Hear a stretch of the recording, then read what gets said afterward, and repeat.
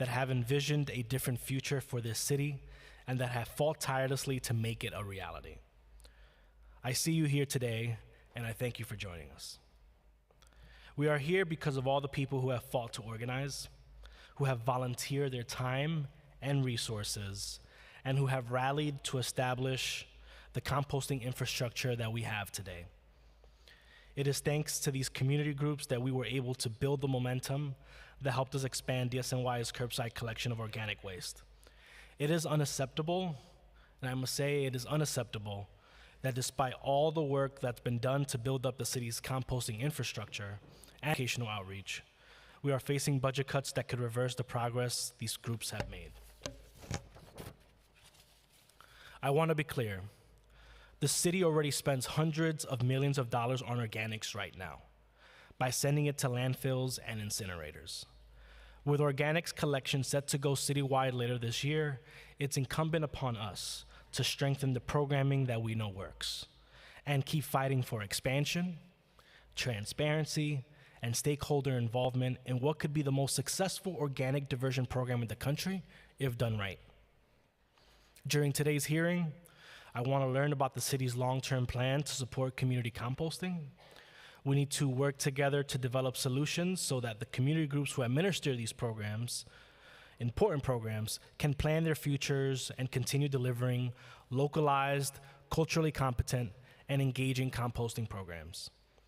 I also want to learn about the actions that the city is planning to take to prioritize composting for the processing of organic waste as required by law.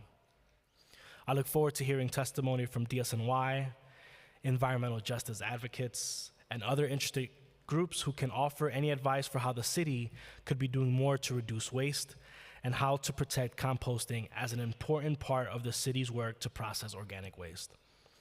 I would like to thank everyone on my team and council staff for their work on these bills and for their efforts in moving this committee forward.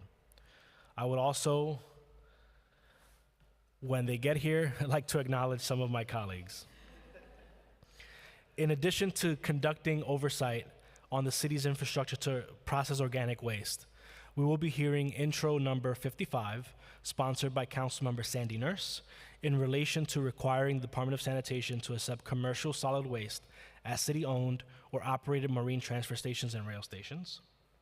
Intro number 97, sponsored by Councilmember Sandra Ung, in relation to increasing civil penalties for repeated littering violations.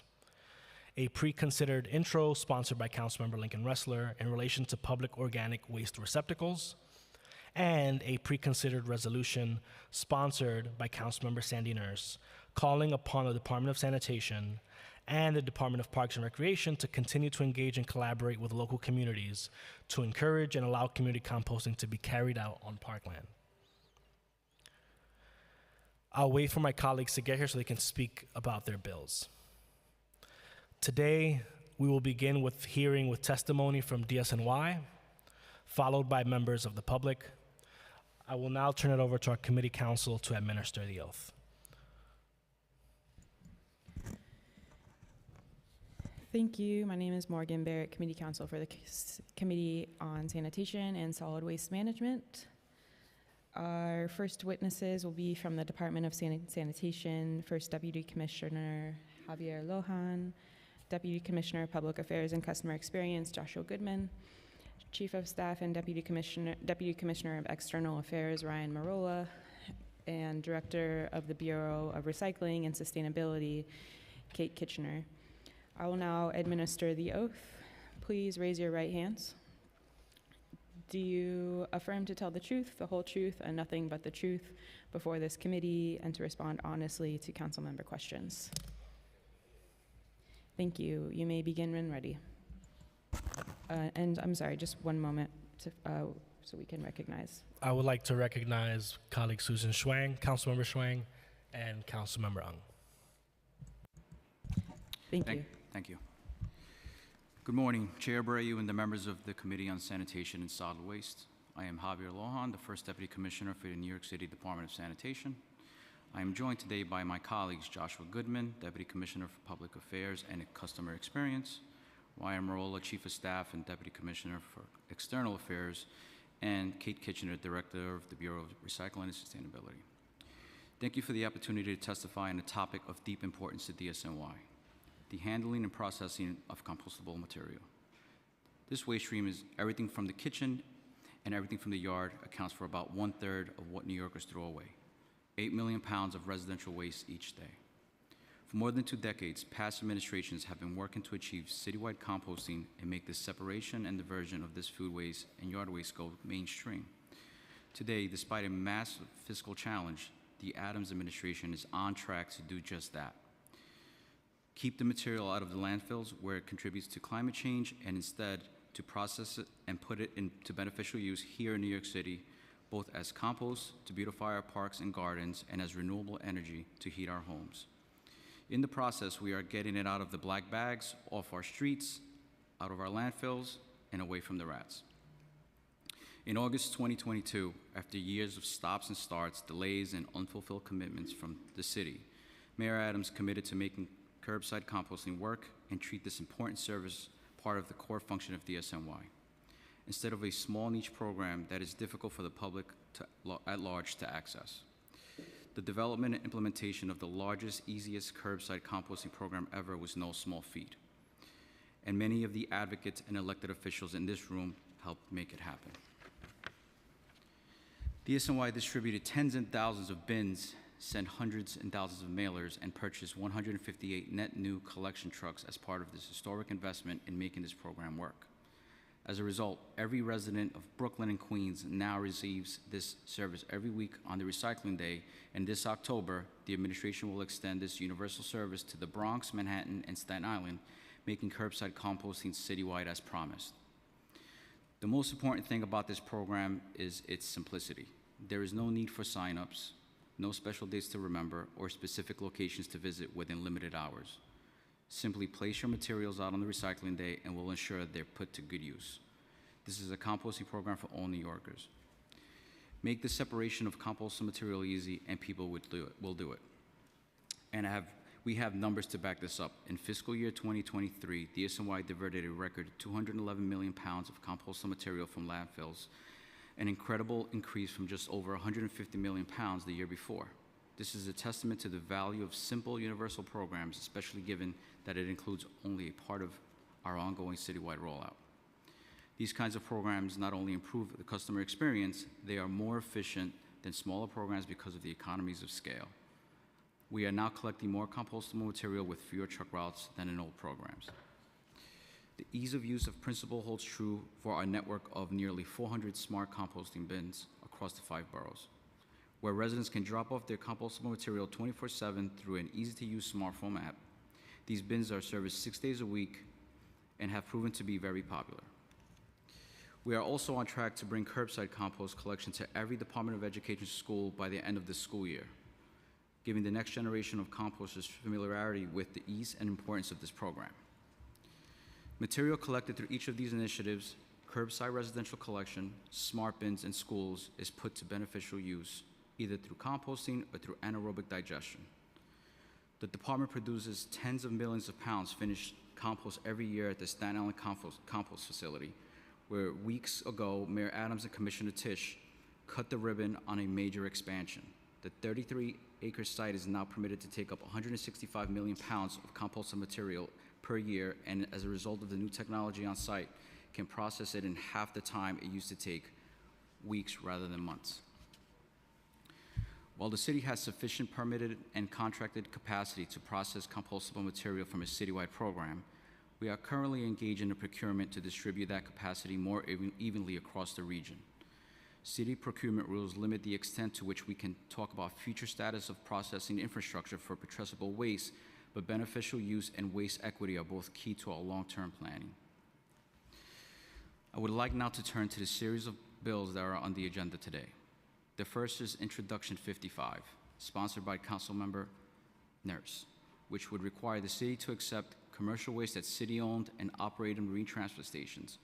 Only 2 of the city's transfer stations have any additional capacity, the 91st Street MTS and the Southwest Brooklyn MTS. However, there are significant costs that come with this approach, which make requiring this approach impractical. DSNY would have to add additional city and vendor staff to process waste on the new shift overnight. In addition, our export contracts with substantial built-in redundancy and an emphasis on rail and barge export are not cheap. Our facilities may not be competitive with private transfer stations in New York City and the larger metro area. As it stands now, requiring DSNY to take commercial waste under any circumstance is cost prohibitive. The second is Introduction 97, sponsored by Councilmember Ung, which would increase the civil penalties for businesses that have failed to clean their sidewalk or 18 inches into the street, or from removing obstructions from the sidewalk. The bill will raise the amount of the first fine that DSNY issues and increase the second and third fines. In September, Commissioner Tisch urged this body to increase the amounts for the first, second, and third time penalties so that our enforcement of the basic cleanliness rules had real teeth. We appreciate the partnership with Councilmember Ung for introducing this bill that achieves this and for the chair's support in hearing the proposal. The third is Preconsidered Introduction 358, sponsored by Councilmember Restler, to require at least 5 organic drop-off sites in each community district. As we testified, DSNY has brought curbside composting to all of Brooklyn and Queens, and by October 2024, residents in all 5 boroughs will receive curbside service. As a popular supplement to curbside collection, we have also installed nearly 400 smart composting bins in 25 community districts, giving millions of New Yorkers easy access to a drop-off point for their organics any day of the week. We appreciate the bill's goal of making available in every community district a drop-off point, and we are open to evaluating the need for more drop-off points as we roll out future curbside service later this year and continue to assess the smart composting bin's success.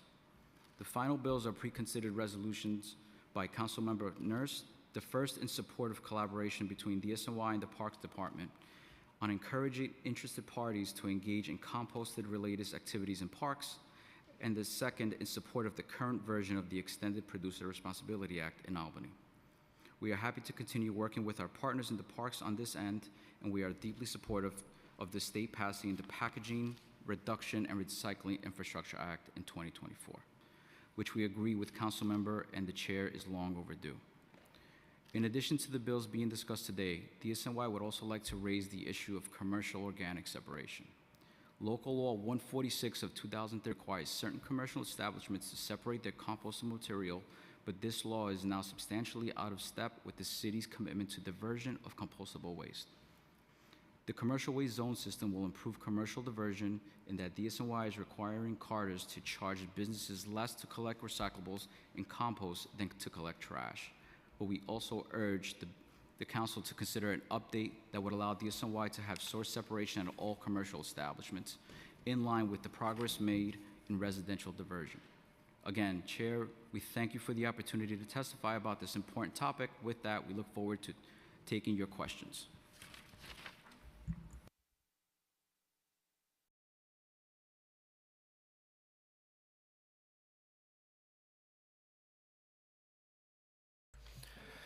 Thank you so much for your testimony. I would like to recognize Councilmember Nurse and Councilmember Yeager.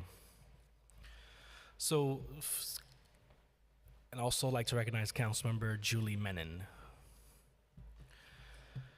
So let's start off. My first question is, most of the organics collected through the city's curbside program is used for methane production rather than compost. I am concerned that some New Yorkers may feel misled about what is happening with their organic waste. Could you describe the agency's decision to market its curbside organics collection as a curbside composting program?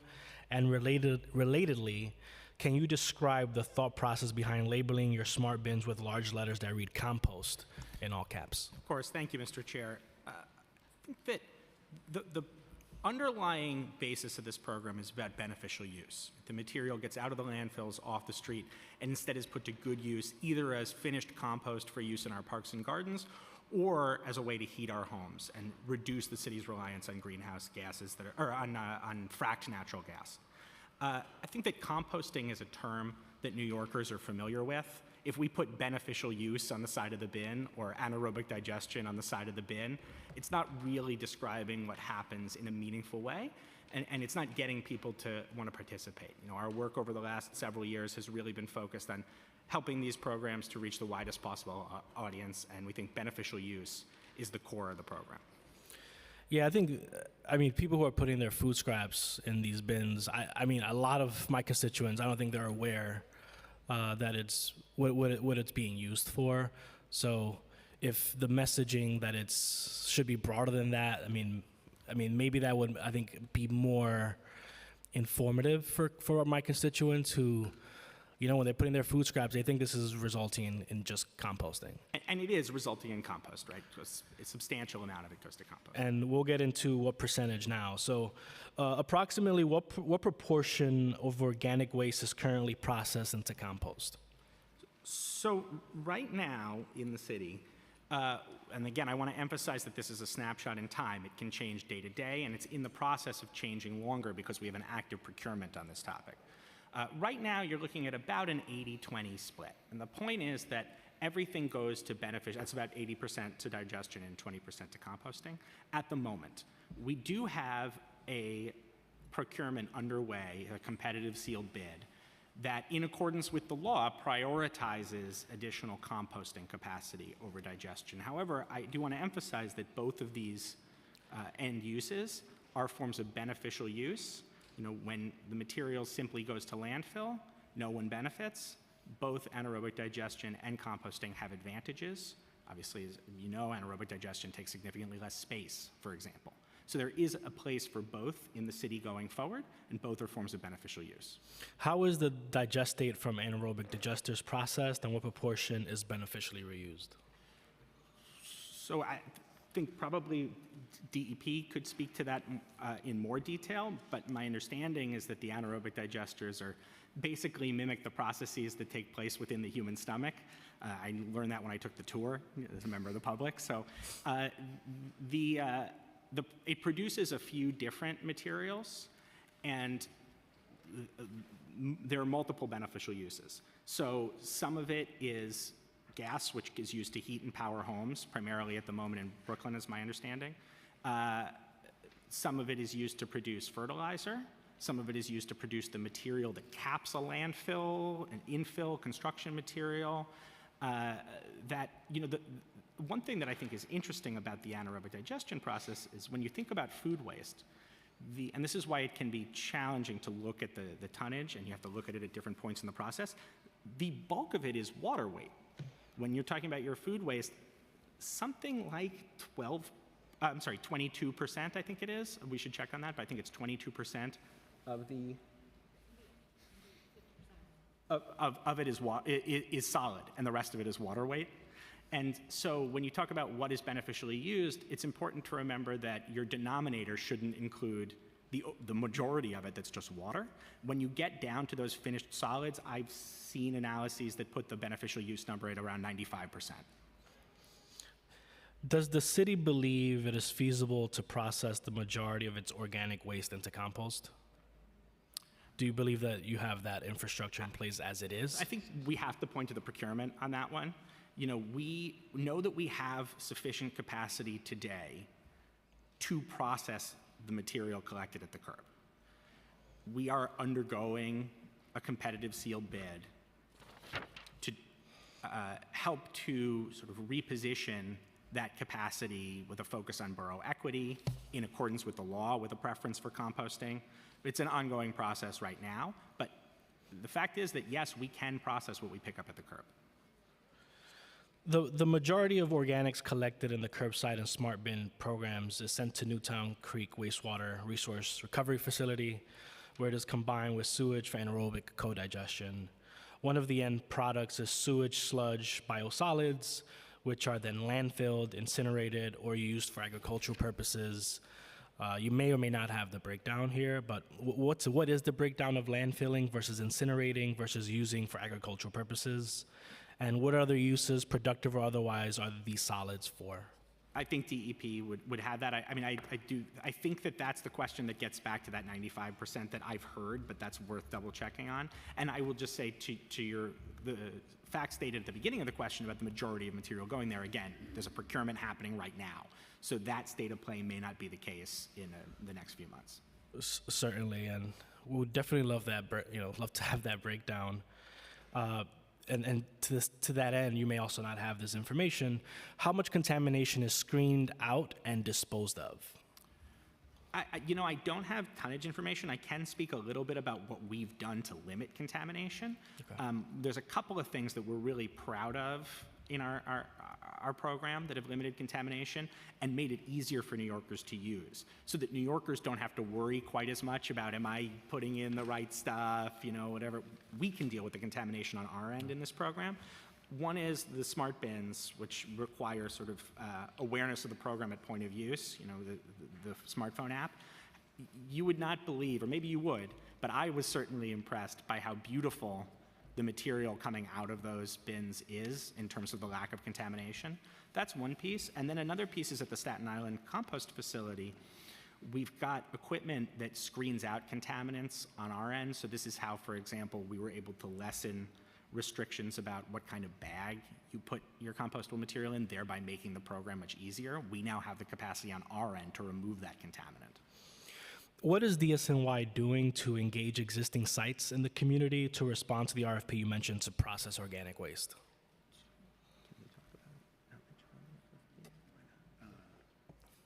I just want to be careful not to prejudice the procurement, so that's what I'm checking on.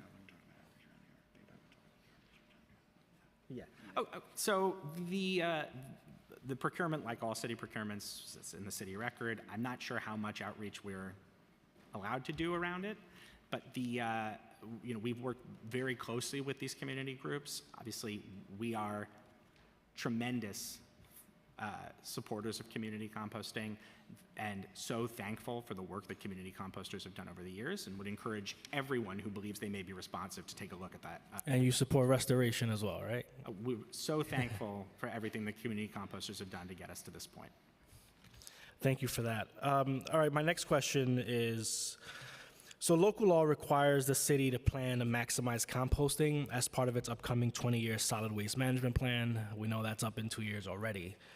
What actions are the city taking now to prepare sites and personnel to conduct the composting process? So we undertook the ambitious project to upgrade our Staten Island compost facility capacity, as I testified. The mayor and the commissioners, with the mayor and the commissioners' leadership. So that upgrade launched last fall, and the compost facility's capacity dramatically grew from having the capacity to accept 30 tons of food waste per week to 600 tons per week. Separate and complementary to our own facilities upgrade, like Deputy Commissioner Goodman mentioned, we put out a sealed competitive bid to increase our organics processing at the capacity citywide. And it's still ongoing, but by its end, we will have increased capacity for both composting and digestion as specified. With respect to the Staten Island site, how much of the organics collected by DSNY is currently being sent to municipal compost sites? I do know that in your testimony, you said it's about 200 million pounds that site is capable of processing. Could you speak to that, and also what percentage of DSNY organics is being sent to the Staten Island site? So for fiscal year 23, we received about 31,000 tons, and then out of that, 26,000 tons of that came from commercial landscapers. I don't have the breakdown of what was sent to certain sites, but that's what we accepted for last fiscal year. Thank you. I'm going to ask two more questions, see if my colleagues have. Do my colleagues have any questions? I would like to recognize that we've been joined by Council Members Carr, Palladino, and Vernikov. Okay. And I'm also recognizing Mr. Banks, my good colleague Banks. Composting can be space intensive, and in New York City, space is highly valued. However, keeping composting activities within the city allows us to more fully enjoy its economic and social benefits. How will DSNY balance these contrasting interests in developing its composting infrastructure? Yeah, it's really gets at exactly why we think that there is a role for both composting and anaerobic digestion in the future of processing of compostable material. The space aspect, the borough equity aspect, the environmental justice aspect of where the trucks go, that's sort of the issue that we're undertaking right now. Not sort of, that is the issue that we're undertaking right now with the competitive sealed bid, is trying to balance these so that every part of the city gets to participate in the largest and easiest curbside composting program ever, and also so that every part of the city feels an equal share of the local processing capacity in their neighborhood. You mentioned earlier that the breakdown of anaerobic digestion is 80 to 20 composting. What is that ideal, percentage for you? Is it 50-50? Is it the reverse? I mean, what's the goal of the administration here? I think that this is one where we know that the outcome of the competitive sealed bid could go to court if we say that our preference is this percentage or that percentage, right? So we have to be careful about that.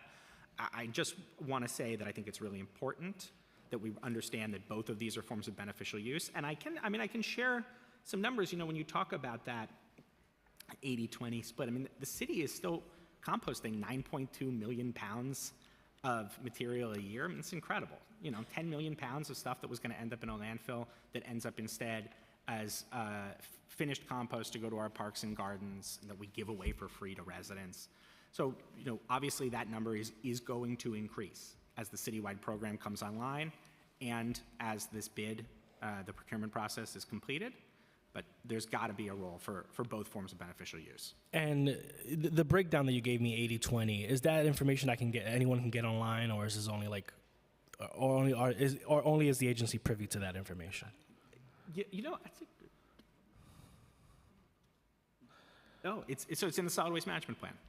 Okay, because I think in real time, having that information in real time, how much of it is, is going through anaerobic digestion versus composting, how much of it is getting landfilled, how much of it is getting incinerated, how much is going back to beneficial, uses. I think all of this is information that the public deserves to know, in the same vein that people should know that their scraps aren't actually going to composting, it's actually going to anaerobic digestion. I think transparency is very important. It's something that I'm stressing here.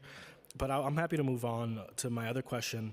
The mayor has stated that he hopes to open the doors to the green economy for working New Yorkers.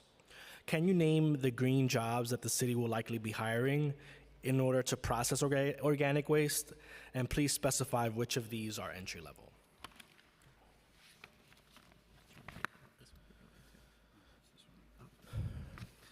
So broadly, this is a question better directed to our colleagues at City Hall who are overseeing the city's larger efforts to expand green jobs. But, our composting program is part of the green economy and the city's commitment to a sustainable New York. We're running the largest and easiest composting program ever. Hit the largest ever organics diversion number in FY23, which was even before the Brooklyn program came online. And, the sustainability program obviously fits very broadly into a commitment to green jobs and a green economy. So I take concern with the fact that we can't name the green jobs, and also by the same time they're also eliminating green jobs on community composting. I think this is there's a workforce issue here that the admin needs to grapple with and work on. I want to turn it over to community composting, and then I'll have my colleagues ask questions. Community drop-off sites and composting facilities have been faced with serious financial hardship in the wake of the mayor's most recent budget cuts. They have had to end long-term programs and lay off much of their staff, and the residents who depend on these programs have been robbed of an important community resource. Just 3 years ago, when DSNY ended curbside collection of organic waste, these drop-off sites were the only thing available to New Yorkers wanting to recycle organic waste, and they broke participation records. Why is the city deciding now to defund these programs that have made such a positive impact? I just want to say a few things about this. You know that the city is rolling out the largest and easiest curbside composting program ever, bringing service to every single residence in the city in a relatively quick timeline after many years of talk and stops and starts. I think it's important to state for the record that We would not be in this position today to roll out this program if it weren't for the work of the community composters. The community composting organizations spent decades advocating for beneficial reuse of compostable material, for getting it out of landfill, providing, to your point, providing opportunities to do so when they were the only thing available, when there was very little else available broadly at the height of the pandemic. We are so thankful for their work, their advocacy, appreciative of everything they've done. Mayor's been very clear. This is an incredibly challenging fiscal climate that the city is facing today. And significant and difficult cuts have been made across city agencies and at the sanitation department as well. We were very happy to hear that private philanthropy has stepped in to fund the community composting groups. And that shouldn't have happened. That shouldn't be the way. This council will make it a big priority. You're going to hear us on March 14th for the budget hearings. Community composting is here to stay. We're not only grateful for the work that they've done, but also for the work that they'll continue to do. I think that's very important, especially as we consider the rollout of curbside composting citywide, as more smart bins show up. The participation rates are always higher with community composting. People who understand their local communities, understand how to promote that civic engagement, because it is a civic really opportunity that we can't rob people from. And so I'm going to make this a priority for this committee and for this council. Community composting is here to stay. So I'm going to turn it over. Excuse me, I'm sorry. No applause, please, if you're going to just go like this. Thank you so much. I'm not going to lie. I like the applause, but I can't say that. Sorry. So I'm going to turn it over to some of my colleagues for questions. I'm first going to turn it over to Councilmember Nurse, who can also provide her remarks for her bill. Thank you, Chair Abreu, and congratulations on your first Sanitation Committee hearing. Thank you. Love that you're allowing the first claps. Okay, I just had a couple bills. I'll just say a few remarks about it, but then I have just a few questions. One, I just wanted to say I was really encouraged to see the DSNY release the NYC Zero Waste report earlier this year from our package of bills last year, and I'm excited to. I have intro number 55 in relation to accepting commercial solid waste at city-owned or operated marine transfer and rail transfer stations. As you all know, we've spoken about this topic for over 2 years, and even prior to my time, it's a long-standing priority from many environmental justice advocates. Next, I have considered Rezo encouraging DSNY and parks to continue to collaborate with local communities on community composting. I think this is incredibly urgent now, and I'd love to hear more about concrete ways in which that composters. And then lastly, I think, we passed this before, but the Rezo on EPR, we're super excited about that. I think it's so urgent, and we'll do a lot to bring much needed resources to the department to help build on some of the programs that you have. So I did read through the testimony that you all provided. The commercial waste at marine transfer stations, we've had this conversation for a long time. You all have been studying it and analyzing it and assessing it internally, but what we've never heard at any of these hearings is any direct analysis of the cost breakdown. We understand that it will require a 24-hour operation. I understand that it will require more workers, but there are also additional benefits. I mean, waste is expensive. The way that we are handling our waste is extremely expensive, and there are other benefits such as keeping truck vehicle mileage down and allowing carters to empty their payload with more efficiency. So I'd love to have some more concrete details beyond just a statement that it's cost prohibitive, so we can actually understand the benefits of this bill.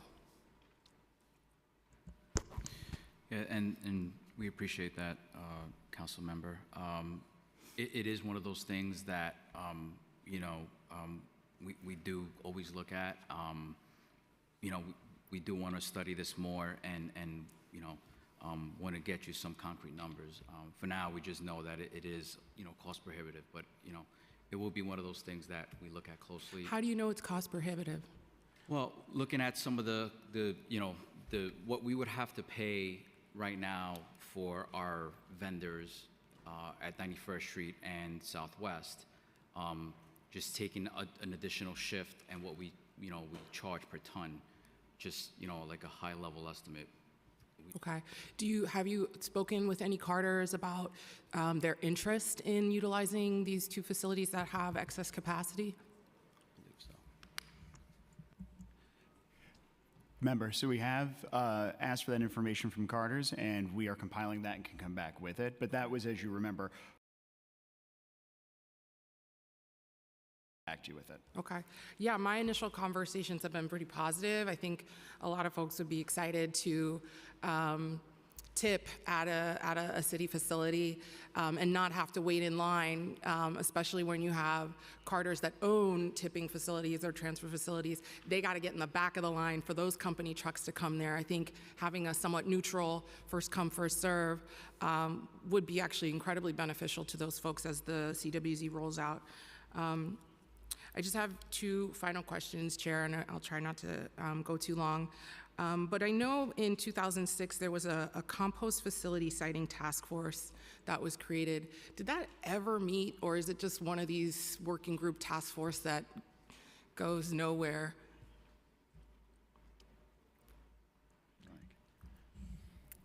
That was before my time at the department, but I'm not sure that it ever did meet. Okay. Okay, if in the follow-up we could request any information about anything that workforce or task force did, I think that would be really helpful to understanding some of the questions that the chair was getting at earlier. And then lastly, I was really excited to see the Sweep NYC page roll out. It already was like yielding results. I was at breakfast with a friend the other day, and we pulled up her address, and on the 25th, of February, when she entered in her address, it showed that a broom had not been to her address since January 29th, which was an incredible amount of time, given she'd had to move her car nearly 8 times between that. And so, just curious why that would happen. I know we had a couple snow days, so I understand that calculation, but how can it be almost 20 days and a mechanical broom doesn't even pass by? So one of the things that we are looking to refine with that app, so there's an internal app that feeds that app. One of the things that's great about the app, and thank you for that, is looking at routes where we historically had issues in. A lot of times, if we traverse a segment outside of the segment time, we shouldn't get credit for it. And in the past, we might have gotten credit for it internally. Those are one of the things that we have looked at, and we look at closely every week. So every week we bring our borough commanders down along with the district superintendents, and we pull up their stats and percentages, and obviously everything should be 100%, right? Everybody should get services. You have to move your cars, we should come down and sweep, right? And there are times we're noticing challenges, and we're adjusting routes as necessary, and in some cases we have to add additional resources, whether it's, you know, having another piece of equipment go into the route. But it is one of those things, and I would be glad to take that information. Yeah, and look at that I'll give you closer. the screenshot of it.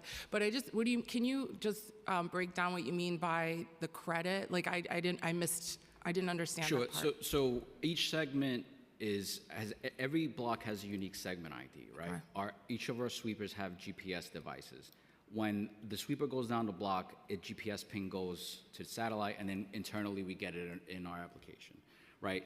Previously, you could have gone down a segment at any time of day, and we would have said, okay, you went down and got credit for it, but that was incorrect. That was not the way it should be. It should be only within the posted regulated time. So now that, you know, we've refined our application, if let's say you have a 9:30 a.m. to 11 a.m. sweep, if our sweeper doesn't go down that block at that time, we don't want to take credit for it. We want to make sure you're getting down within that segmented time. So that's what I meant by. Okay, so the broom might have gone down the Correct. street, just not in that window. Yeah, and one of the things to note, council member, is that there are times where operationally our equipment, like the sweepers, if the block is open, the sweeper will go down the block if it's before the posted time because it helps them get through the roots quicker. Right. So those might be instances, I'm not saying that's the case there, but those might be instances where we find where like you're not going down the posted regulation time, but you're not getting credit for it in this application. So, but there might be different reasons for it, and I would love to look at that and know exactly. So will there be tweaks to it? I'm done. Will there be tweaks to it? Yeah, yeah, So that, 'cause I think absolutely. it would be, even if it's not within the time, I think for someone to be like, what the hell? I haven't had my street swept for 20 days. Even for them to know, okay, it was outside. I still Right. had to move my car and I'm pissed. Right. But like, at least this happened, I think would be helpful. Yeah, no, absolutely, and there are tweaks that we're looking to do. I think the main issue we want to fix is if there's any routing issues. Yeah. Because we want to make sure all the routes are completed on schedule, so that's one thing we're going to look at first. Thank you. Thank you, Can Chair. I also just add really fast on that topic that the time period you're describing included 3 snowstorms that led to ASP? Yes, I acknowledge the snow days in my But line of also questioning. Lunar New Year's Eve, Lunar New Year's Day, Lincoln's birthday, Ash Wednesday, and President's Yeah. Day.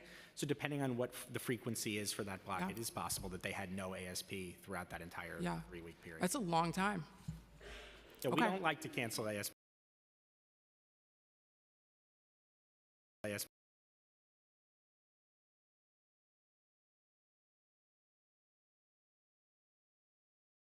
I will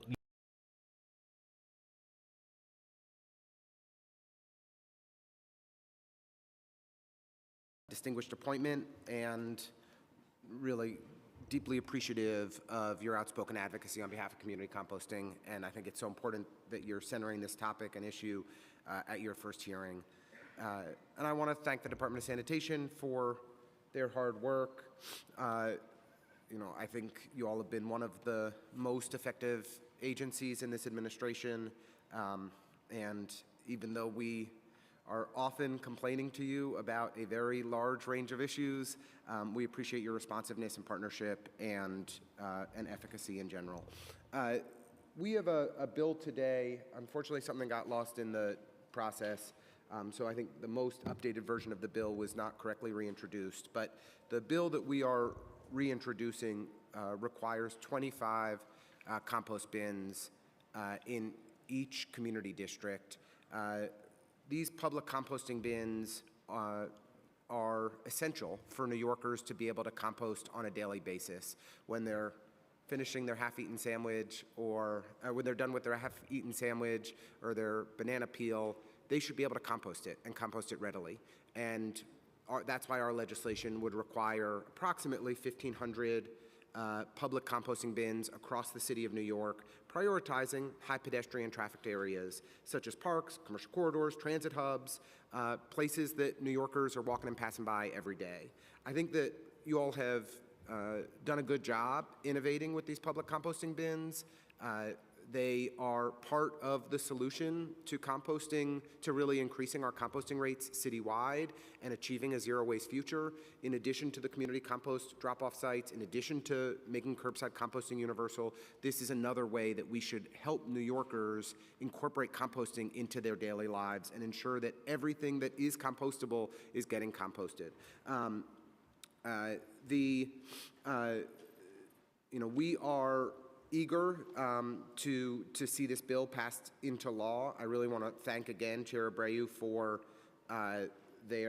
his leadership and the opportunity for hearing on this bill, and would welcome if the Department of Sanitation has any policy on the updated version of our bill that will ultimately be reintroduced. Thank you, Councilmember.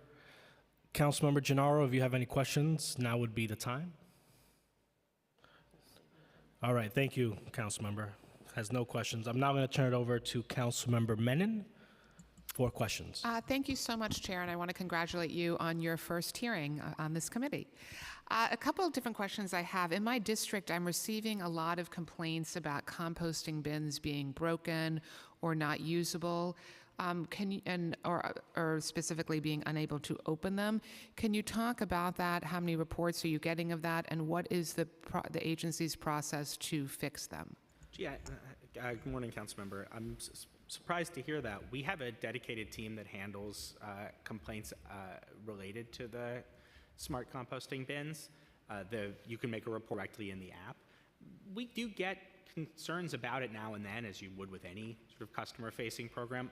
I wouldn't say that it's a overwhelming volume, and they're typically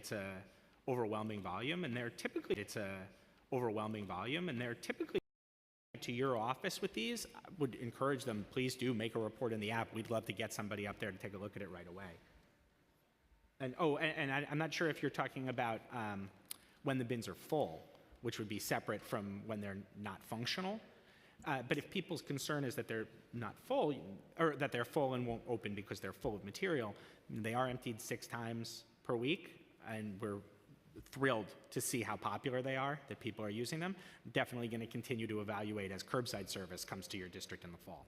Okay, no, this is specifically that they weren't working, that they were having trouble opening them, or there was some other issue with them. So this is good to know. So we will make sure to refer all constituents to actually go onto the app. And right in the app, and we would love to service those. Got it. I did have a question how the city's collected tonnage rates compare to other cities. Could you give us a picture of that, of how we're doing as a city compared to other major cities?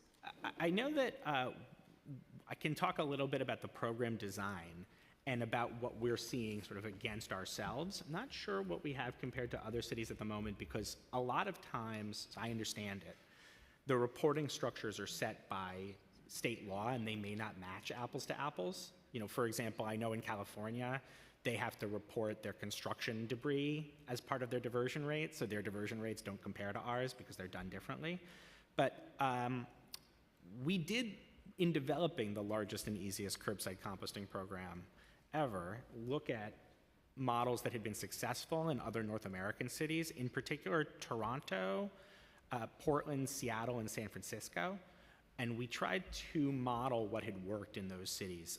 So things like working off of a leaf and yard waste first model, and then making food waste kind of an added bonus of the program, was how they were able to build long-term, economically viable and widely used programs.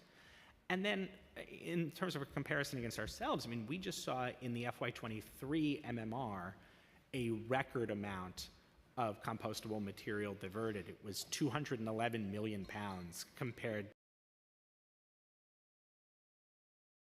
And that was even before the Brooklyn curbside program came online. And it included the time period where the Queens program was on pause. So the FY24 MMR is going to, again, shatter a record on the amount of material we're diverting. But as far as direct comparisons to other cities, certainly something we can look at. Okay, thank you very much. Thank you, Chair. Councilmember Carr?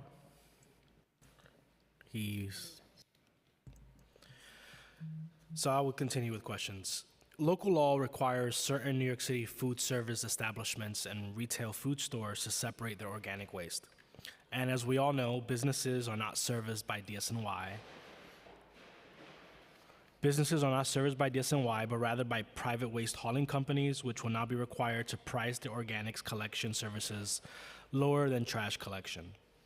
How will DSNY, along with BIC, ensure that private waste hauling companies are not commingling source-separated organic waste with other refuse, if doing so would hypothetically result in higher profit and lower operating costs for the waste hauler? Yep. So, the Commercial Waste Zones program will come into effect this fall, and when it does, we will have the authority to write violations to private carters for commingling of organics with non-organics. And you know, we're looking to aggressively enforce this against carters who do not comply with these regulations. So that is one of the things that we are staffed for that. So we will be looking for that. What will it take to conduct enforcement against businesses and carters which refuse to comply with source separation requirements? Are you referring to, you know, specifics of like what the components of the, like our enforcement officers will have to do, or exactly what? I guess what will it, from an agency perspective and resources, what will it take for DSNY to enforce businesses and carters that are refusing to comply with source separation requirements? And also, how do you see the council being helpful here in terms of, I don't know if there's any additional legislation that we should be pursuing commercial businesses? Yeah, so one of the things that as I mentioned, we do have sanitation police officers staffed once the commercial waste program begins. I guess depending on the violations we find when it rolls out, we will adjust accordingly. But for now, we feel like we have enough sufficient sanitation police officers to enforce this.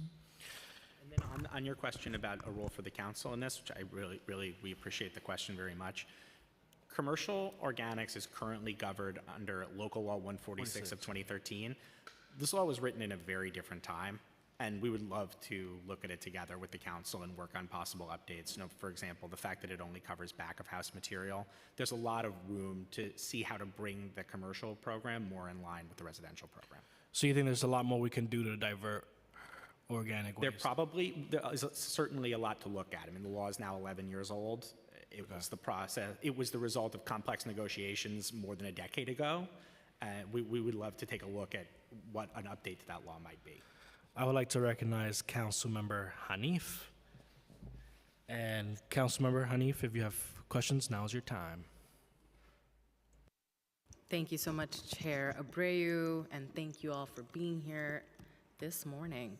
So I've heard from constituents that they've seen DSNY trash trucks mistakenly taking compost from brown bins and mixing it in with standard waste.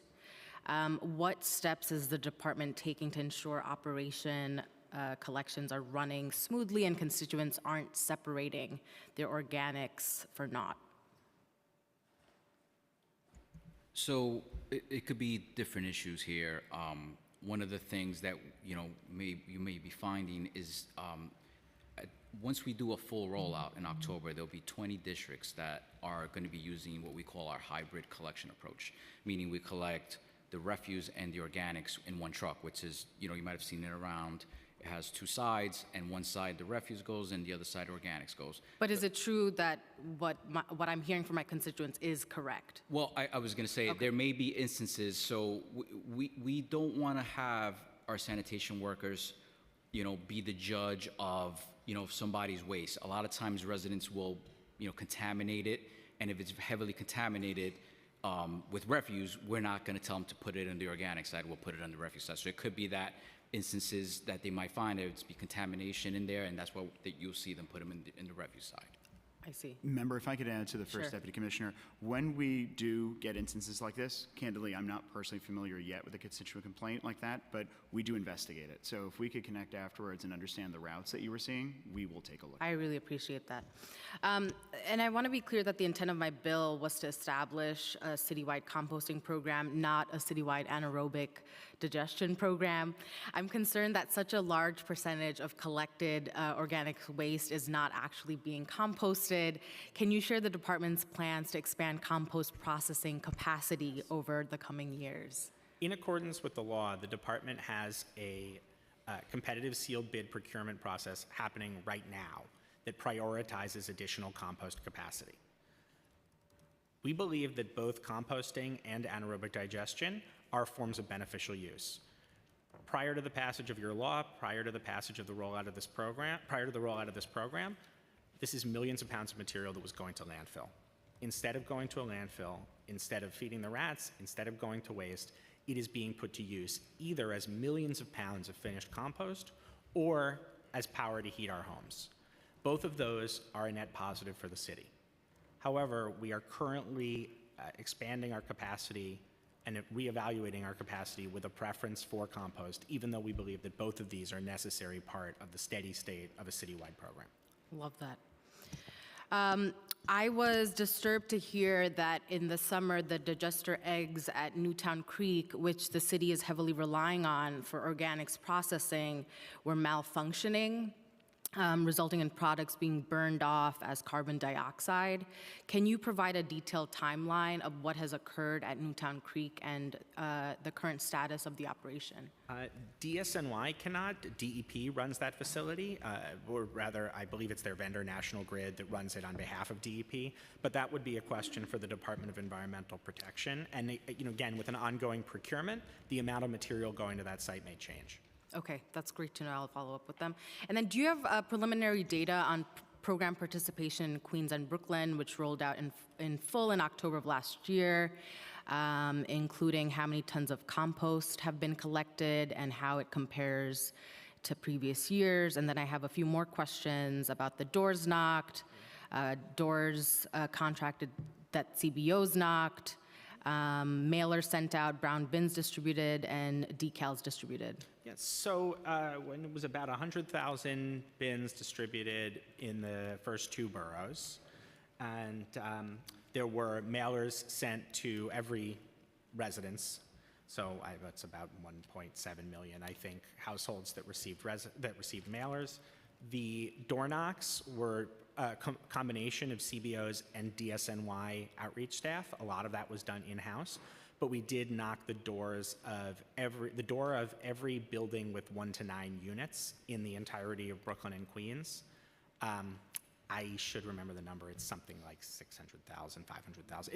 It's a lot of doors. And that was, you said joint with the CBOs? Yes, CBOs did some, and DSNY did the bulk of it. But yes, we worked in concert on that. And then as far as participation goes, we do report monthly tonnage numbers citywide, are posted on our website. And those numbers are going to, I think, become, right now you're looking at a patchwork of hard to parse, but we did see a record amount of diverted material in the FY23 MMR, and we expect the FY24 MMR to beat that record. Amazing, amazing. This is great news. I'm really happy to hear this. Thank you. Thank you, Councilmember. Councilmember Carr.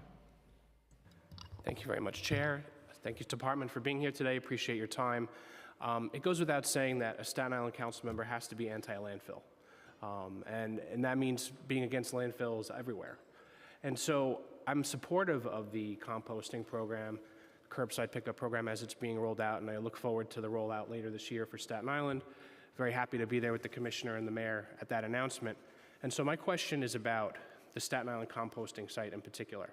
So we're in the vicinity of the neighborhood of Travis, and residents continue to complain to me about the odor that sometimes reaches them from the composting facility. And I imagine that this is going to increase with frequency, perhaps, as more composting is done. And so I'd like to know what is happening at the site in order to prevent that kind of a nuisance from afflicting nearby neighborhoods, and perhaps what more could be done to address that.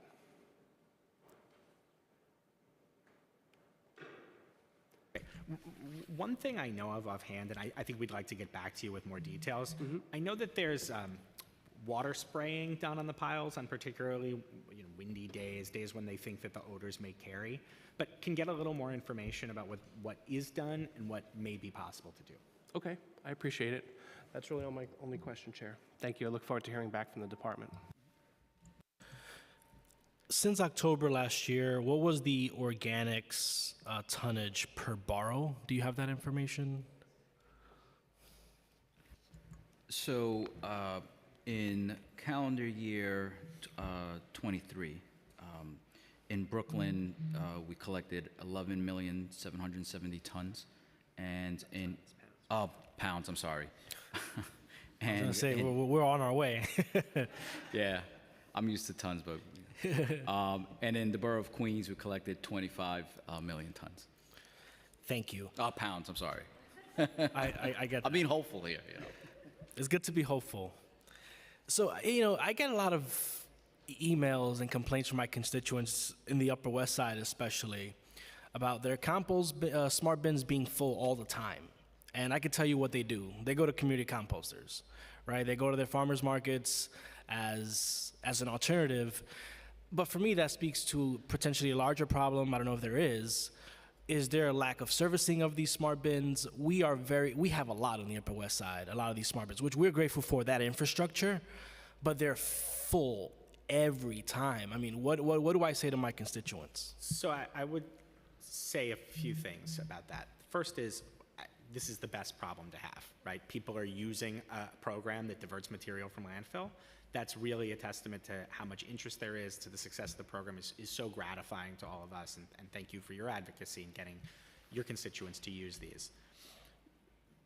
They are emptied every day except Sunday.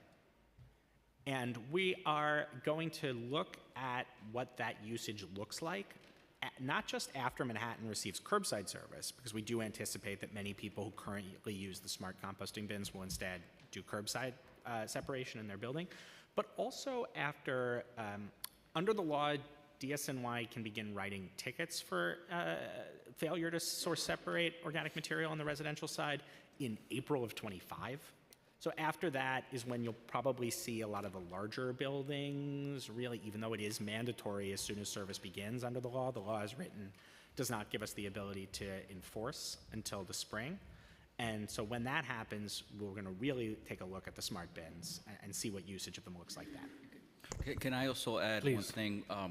So one of the things that we looked at when we rolled out these smart bins was how to service them, right? So we had to keep it cost neutral.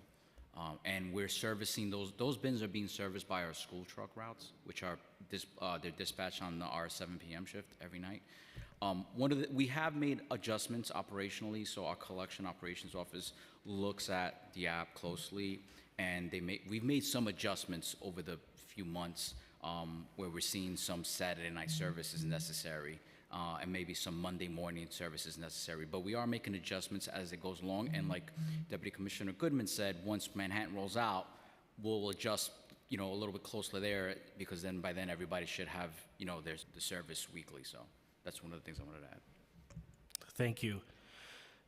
On the enforcement side for commercial businesses, do you have a number on how many citations have been issued in the last 6 months to commercial businesses for improper composting, setting out trash at the wrong time, or setting out trash improperly, for example, not in an approved container? We do have that information. We look at it pretty regularly. I'm sorry to say we don't have it in front of us. That's all right. We could just follow up with that information. Yeah, we do have that. Would be greatly appreciated. I want to turn over to Grow NYC for a bit. If you could speak to the Grow NYC Zero Waste Schools program, we consider it to be very vital at this council. So it's unfortunate to see the cuts that are coming there. What education is given to schools given the funding cut to this vital program? So there's a few things I'll point to here. When I say, again, as mentioned earlier, we are so appreciative of the work that CBOs and community composters have done over the years on not just on collection and processing, but on education and outreach as well, of course. In about a month, we will make good on a commitment of this administration that every DOE school receive composting service in the school. We've been rolling that out in phases over the past several years, and we're very close to completing that, which means that the composting in schools involves education for the custodial staff and for the students, because the students are the ones doing the separation.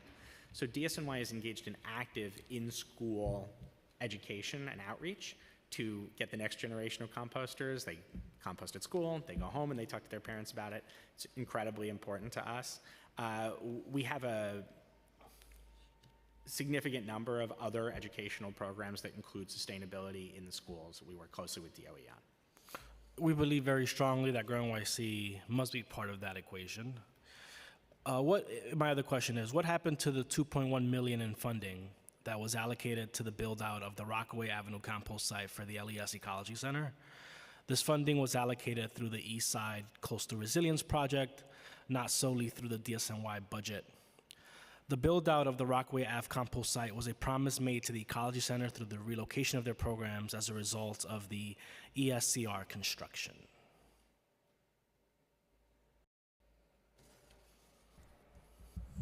Unfortunately, that 2.1 was part of the PEG and the November plan, and so although we had done design to start to build the facility, we had never actually started construction on the Rockaway site.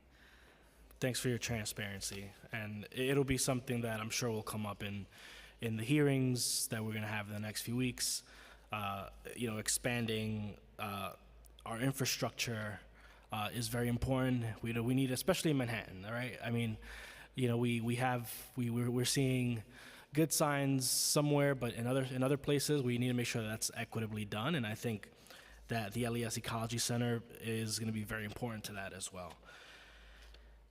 My potentially last question, unless anyone has any other questions, is really just outreach.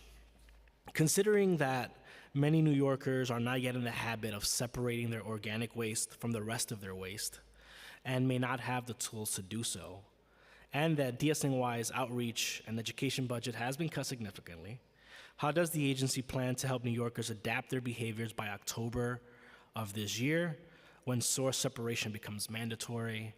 I mean, we're only a few months away. Yeah, thank you for that question. We agree that would be really not be beneficial to launch a program that nobody knows about. And as the largest and easiest curbside composting program ever, one of the great things about it is that it does some of its own outreach, right? The program is so much easier to use that basically the message is so much simpler than it's been in the past. Set it out every week on your recycling day. Use whatever bin you want.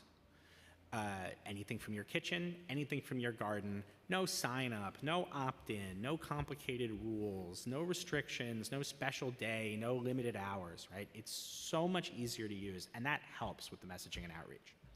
In Brooklyn and Queens, we knocked every door of the 1 to 9 unit buildings, and we sent mailers. And we found that those two interventions, you know, when we track participation over time, when we look at people engaging with our content, we can see that those are the two things that really made a difference. We certainly intend to do both of those things in the 3 remaining boroughs.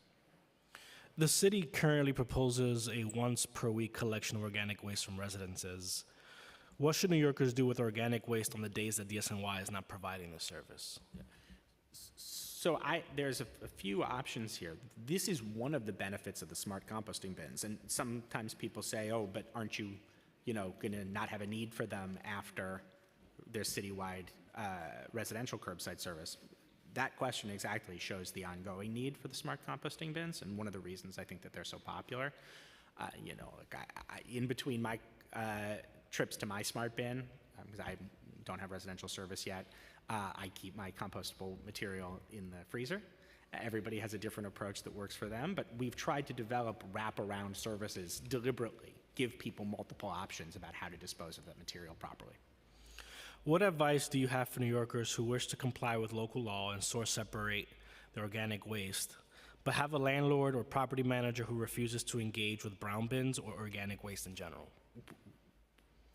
In spring of 2025, when DSNY gains the legal authority to write tickets for failure to source separate, we expect to see that problem substantially disappear. We've heard those kinds of concerns, but I really want to do it, and I live in a high rise, and my building management tells me to get lost. When they get a sanitation citation, we think they'll be less likely to say get lost. And in the meantime, we are writing warnings. When we see complaints, come in on social media, someone says, I really want to do it, and if we can get an address, we have gone out and written warning notices, since of course under the law it is mandatory. But in April of 2025, there will be a fine associated with failure to source separate. And my last question is, are metrics on brown bin participation and or contamination rates being collected? If so, where can the general public access this information? I think you already answered the part on contamination rates earlier. Yeah, and then, yes, and then also the monthly tonnage is posted online. Right now, that would include sort of multiple kinds of programs, but this October, when we're at full rollout, looking at that monthly tonnage will be a meaningful metric about the success of the curbside composting program. I think that's right. Thank you so much for your time today. Really appreciate all of your contributions and insights. Really, again, appreciate your time today. We'll now move over to public testimony.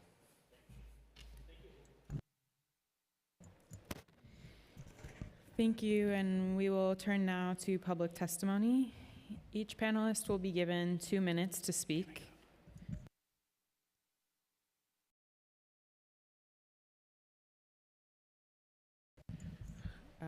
The hearing will be adjourned for 5 minutes. After that, we will turn to public testimony, and our first panelists will be Rhonda Kaiser, Claire Mifflin, and Gail Lopez. We'll resume at 11:24.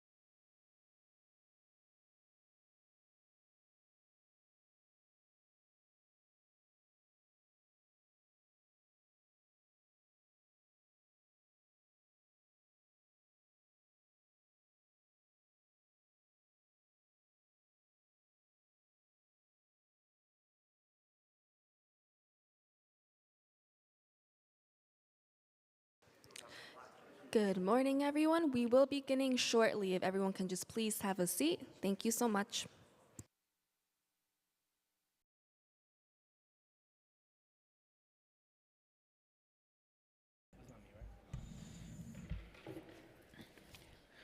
Okay. Thank you all for your time and patience being here this morning. We will begin now with public testimony. Each panelist will be given 2 minutes to speak. For panelists speaking in person, please come to the dais as your name is called and wait for your turn to speak. For panelists who are testifying remotely, once your name is called, I will unmute you and the Sergeant at Arms will give you the go-ahead to begin.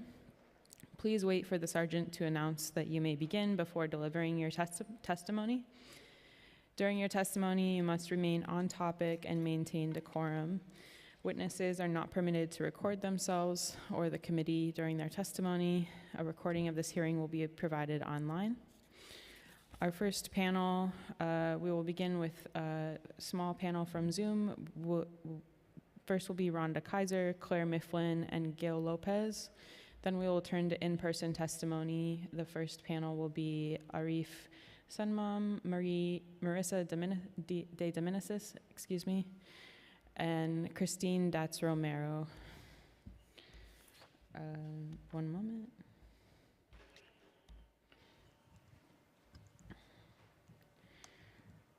Okay, Rhonda, you will be first. Please wait for the Sergeant at Arms to announce that you may begin. Starting time. You may begin.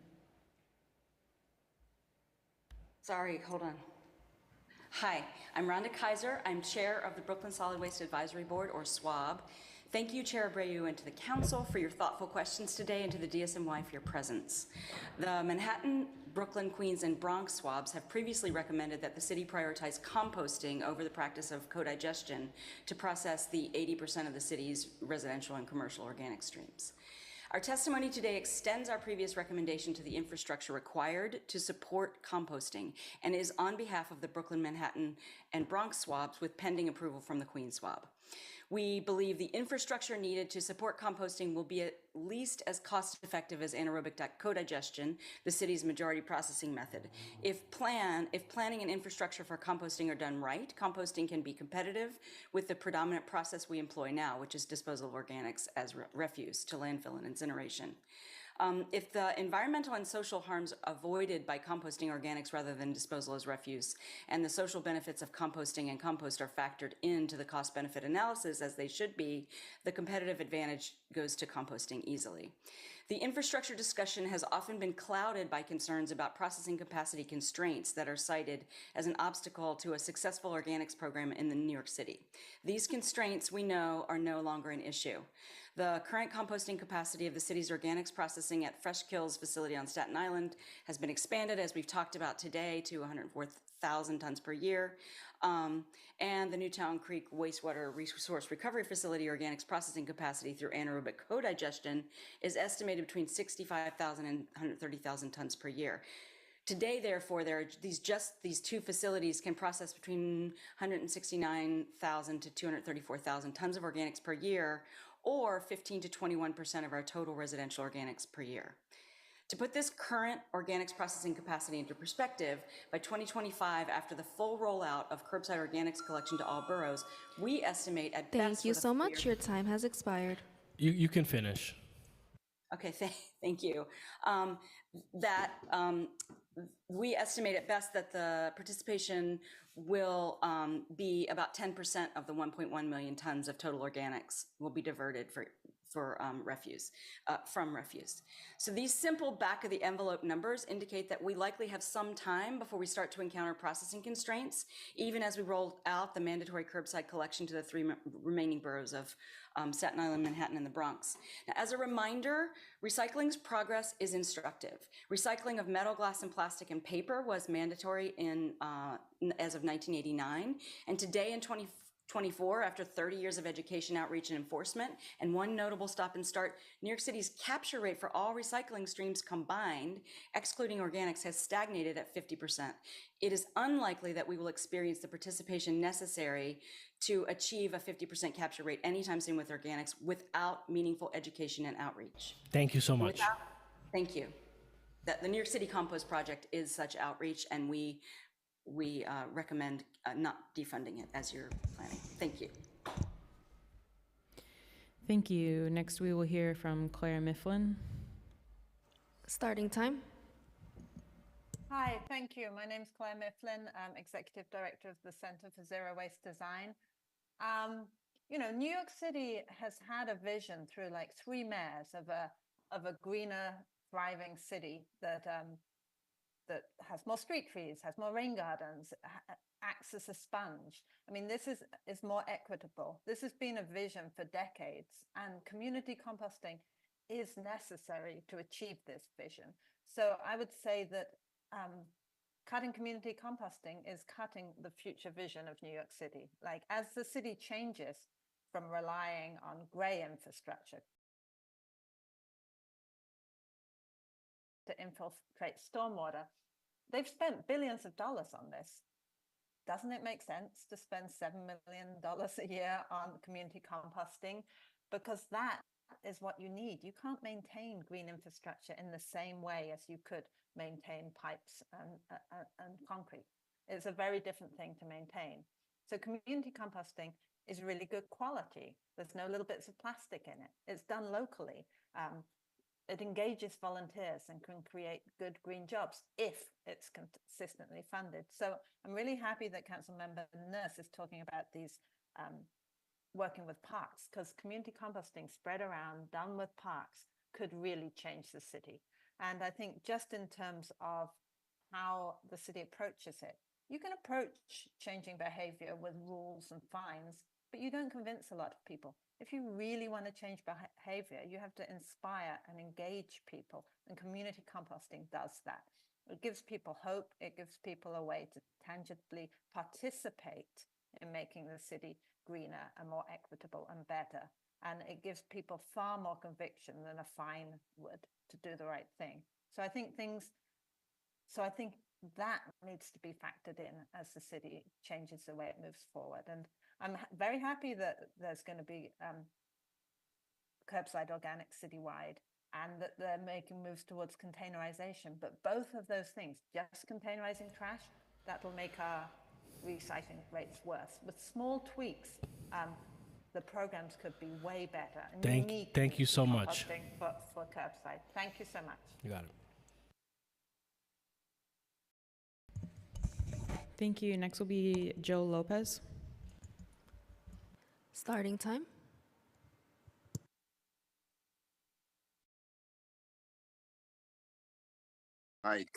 Hi, my name is Gil Lopez. I'm going to skip over most of my qualifications. I will say that I'm on the Queen Swab on the Organics Committee. I do work for Big Reuse, but not for the New York City Compost Project, which has completely been no jobs that have been saved by the city budget. It was all private money. But I am funded, my work is funded by several council members. Thank you to many of you who are here today. And I have a few things that I want to say, so I'm going to dive into it. I first want to say that I believe that brown bins and the smart bins are absolutely imperative for New York City and the municipal program. We have so much organics that we need to deal with that it is actually very necessary that these programs exist. Anaerobic digestion has been used improperly today. What the city does is anaerobic co-digestion, when the city mixes our clean food scraps, which residents work so hard to separate from the other waste streams, and the city then mixes them with sewage. That's a completely different thing. Well, it's not completely different, but it's very different from anaerobic digestion. The waste byproduct of digestion can be used to fertilize fields of edible crops. You cannot do that with anaerobically co-digested material. So I want people to be very clear about their language when they talk about this. And I want to be clear that the mayor's Plan NYC prefaces the use of organic material collected by DSNY to go to anaerobic digestion. So earlier when the DSNY person was talking about, oh, well, those 80% to be composted and or to anaerobic digestion and 20% to compost is going to flip. Not if the mayor and his sustainability office have anything to do with it, which is ironic because in 2019, City Council passed a climate emergency act, which said that we were going to do everything we can to reverse the impacts of climate change in the city. Now, when we burn our biogas created by anaerobic co-digestion, it does create okay.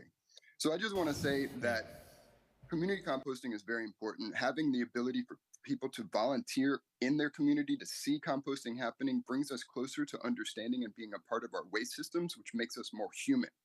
The process of touching compost, turning into good soil, applying it to gardens with children, with aging adults. I do this all the time. This is very important work. And the idea that the city can implement the brown bin, which I acknowledge is absolutely imperative, and completely throw the community that's been doing this work for decades, no bones at all, is ludicrous and completely disrespectful. Thank you so much. I hear you.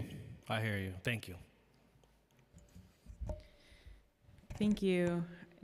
We will now move to our first in-person panel, starting with Arif Sunmam, Marissa De Dominicis, and Christine Datz Romero. You may approach the table.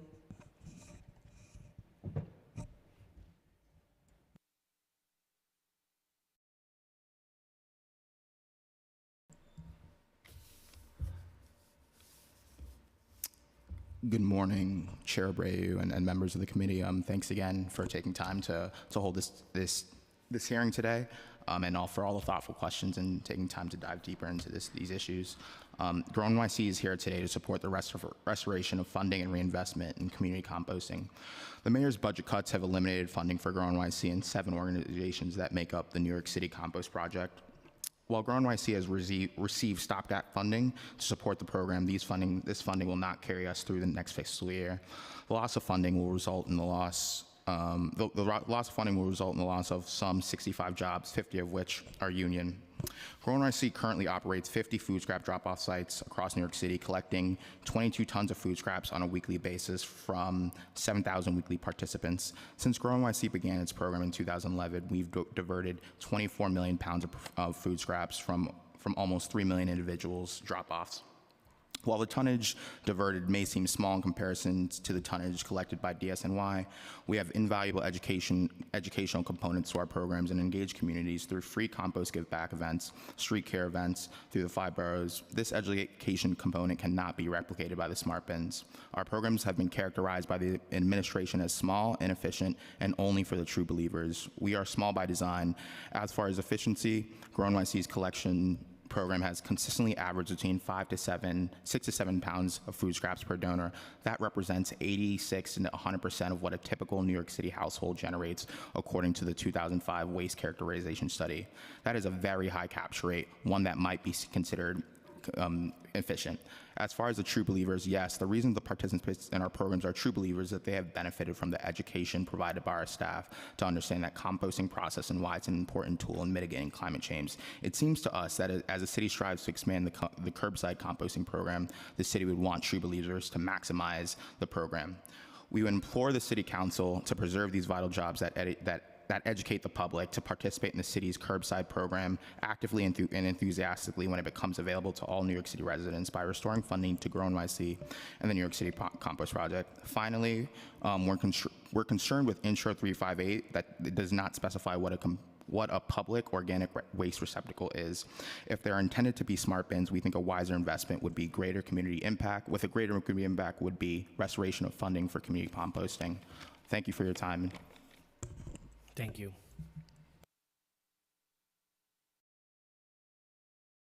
Marissa, you may begin. Thank you.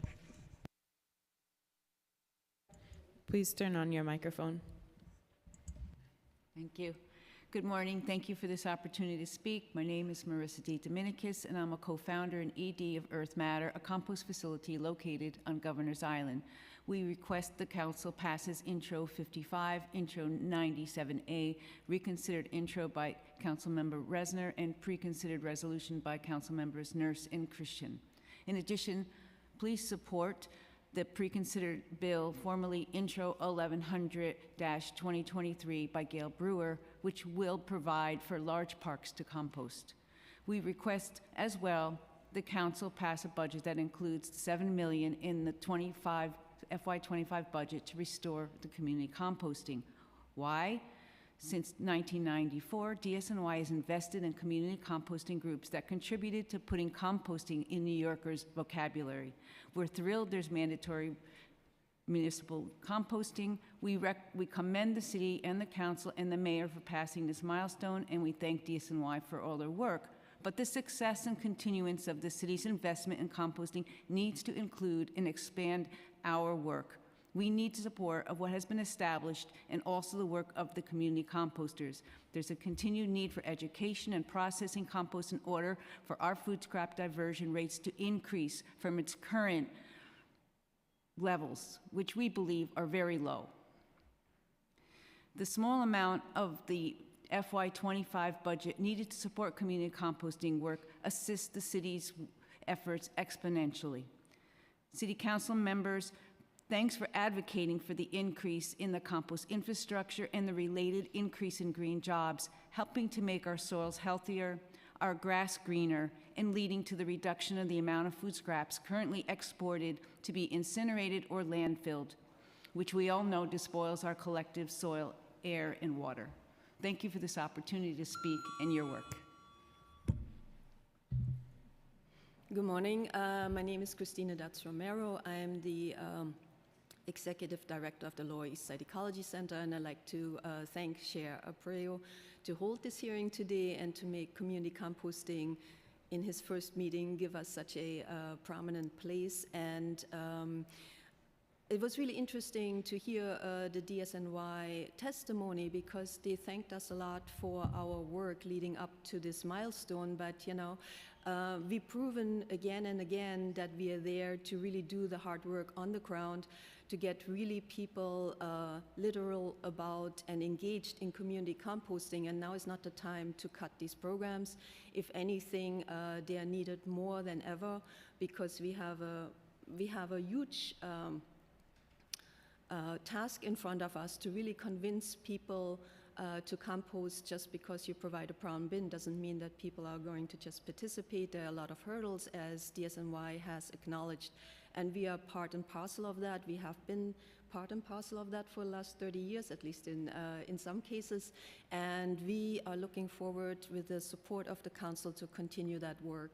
And I just want to also mention, really appreciate you bringing up the Canarsie build-out, because sanitation has invested probably over $1 million in the design fees that went with this program, and now we need to bring it over the finish line. Thank you. Of course.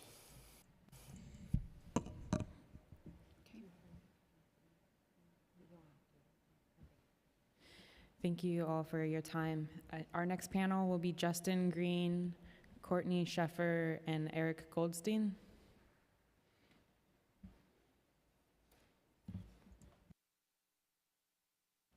Is Courtney present? Oh, yeah, okay.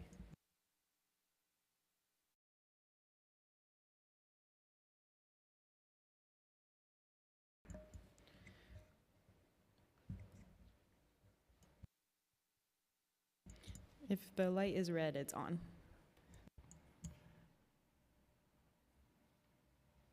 You may begin. Thank you.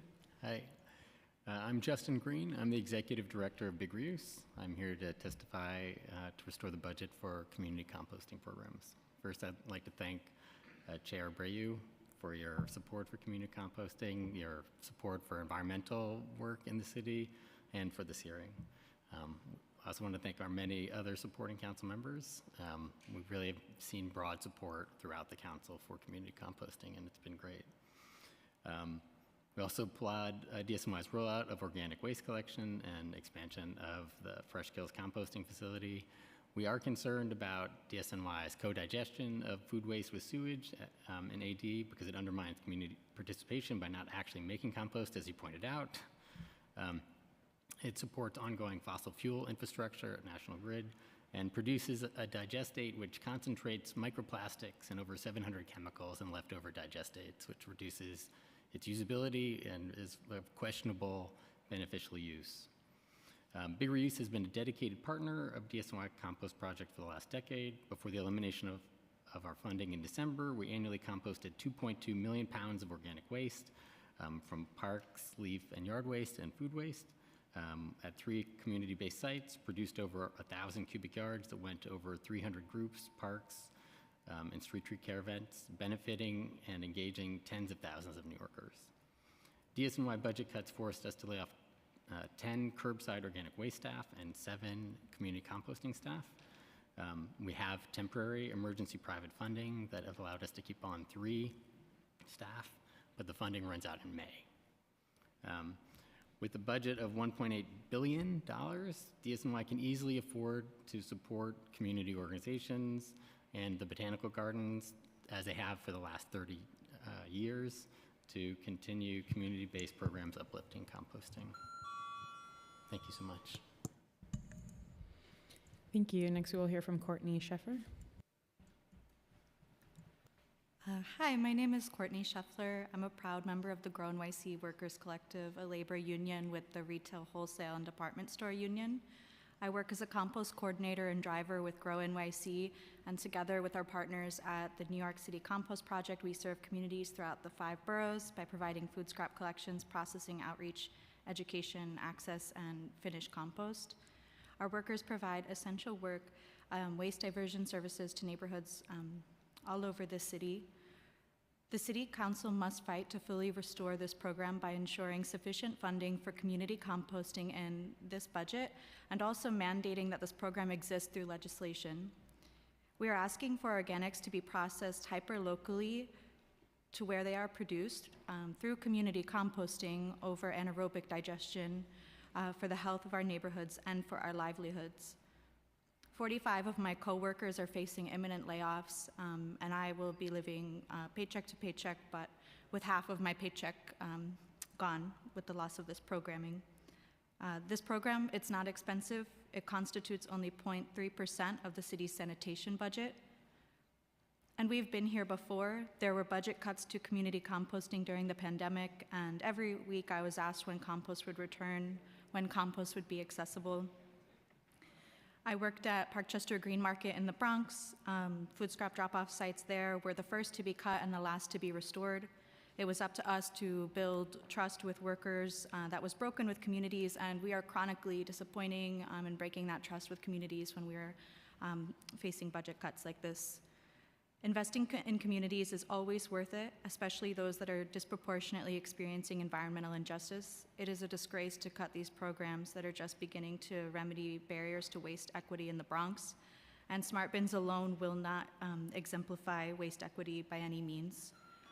This comes just as our union has entered negotiations for our first contract to make our workplace truly sustainable. Your time has expired. I know you're like 2 sentences are finishing, so you can finish. Sure. Instead of negotiating our first contract as a union, we're also negotiating for our jobs, funding the New York City Compost Project, and these programs at Grow NYC. It's a means for this administration to realize its proposed environmental objectives. Thank you for your time.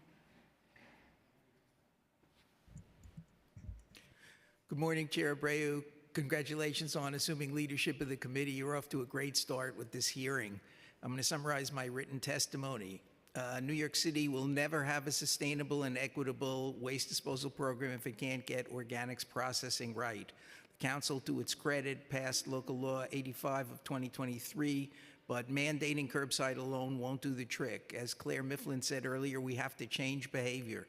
And if you want to do that, you need to engage and inspire people. Community composting does that. We're delighted to hear of your commitment to fully fund the community compost program in the FY25 budget. Beyond that, the entire decades-long effort to get organics out of landfilling and incinerators is not going to succeed unless we identify sufficient capacity to process organics in or close to the 5 boroughs. Anaerobic digestion won't do it. While it may be better than landfilling and incineration, it doesn't provide the broad environmental benefits and presents a variety of environmental and operational challenges, as the repeated snafus at Newtown Creek Sewage Treatment Plant digesters have demonstrated. Yet the city has dawdled for 20 years in getting additional capacity for composting, other than the recently announced expansion of Freshkill's composting facility. The city slashed, as I indicated, funding for community composting. The golden opportunities to expand composting at Governor's Island with Earth Matter and at Rikers Island have yet to be seized. The city's Parks Department has ignored existing laws, and most parks have not even managed to compost even their own leaf and yard waste. In over 2 decades, the mandates of the 2006 Solid Waste Management Plan to set up a compost siting facility have gone by the wayside, nor has the 2006 Solid Waste Management Plan mandate to rebuild marine transfer stations to handle processing of all kinds of solid waste, including organics, been completed.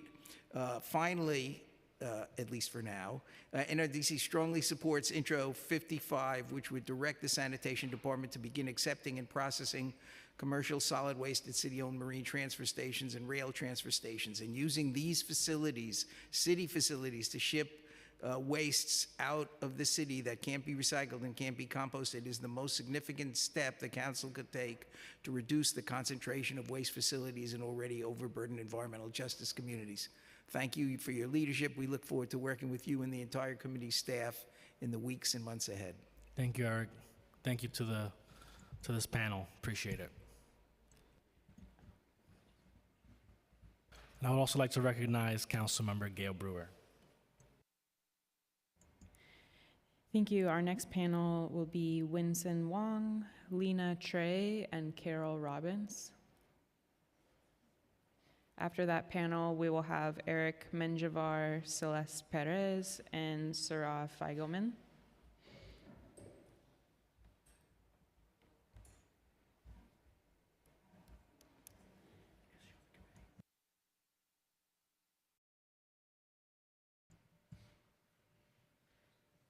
Hi, Winston, you may begin.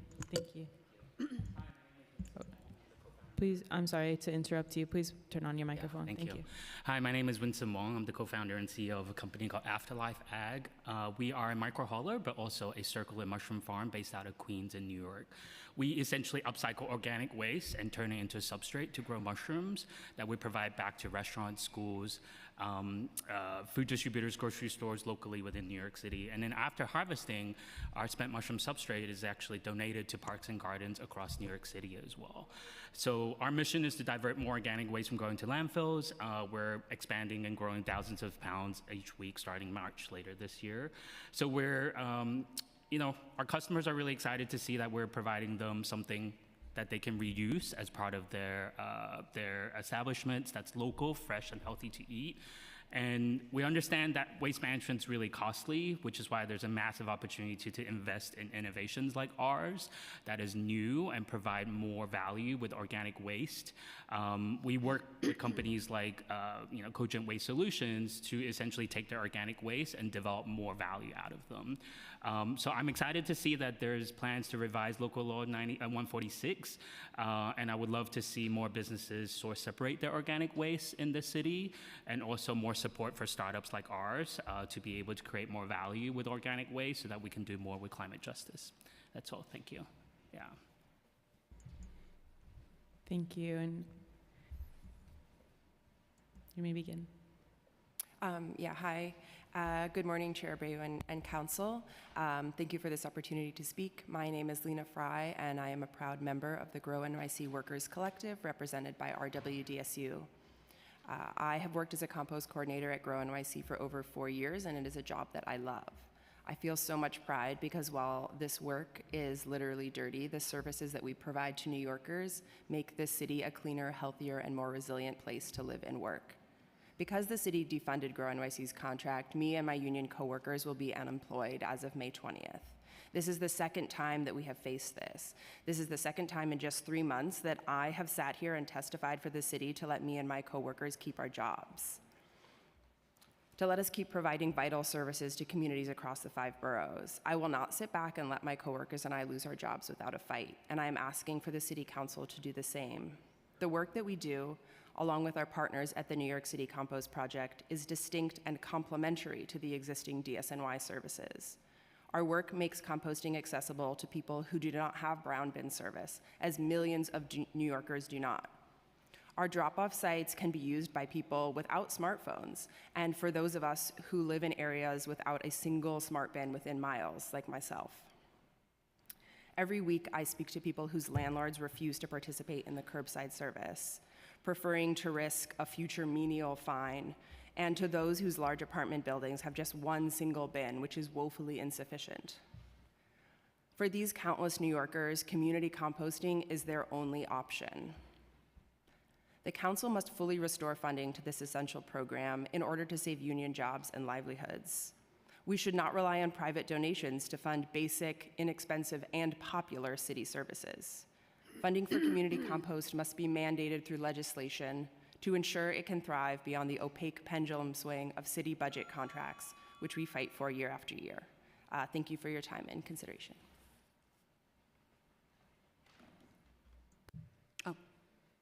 Thank you. You may begin. My name is Carol Robbins, and I'm just a big compost fan. I think that composting should be a no-brainer, and I believe that all New Yorkers should be made aware of that. Smelly garbage, gone. Rats, gone. Methane leaking into our atmosphere from landfills, gone. I think if the whole world would go along with composting, we'd be a long way towards saving our planet. It's one of the easiest, cheapest, and safest ways to do it. No mining, no factories, just healthy soil, plants, and trees, just the way nature always meant it to be. Are you a poet? That was beautifully written. I'm not. Thank you. Thank you all. Our next panel will be Eric Menjivar, Celeste Perez, and Sarah Feigelman.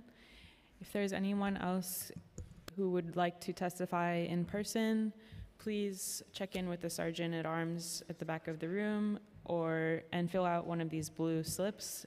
If I don't have your name on one of these slips, I cannot call you to testify. Thank you. Eric, you may begin. Good morning, Chair Abreu and members of the Sanitation Committee who might be listening in, among them my Councilwoman Vicky Palladino.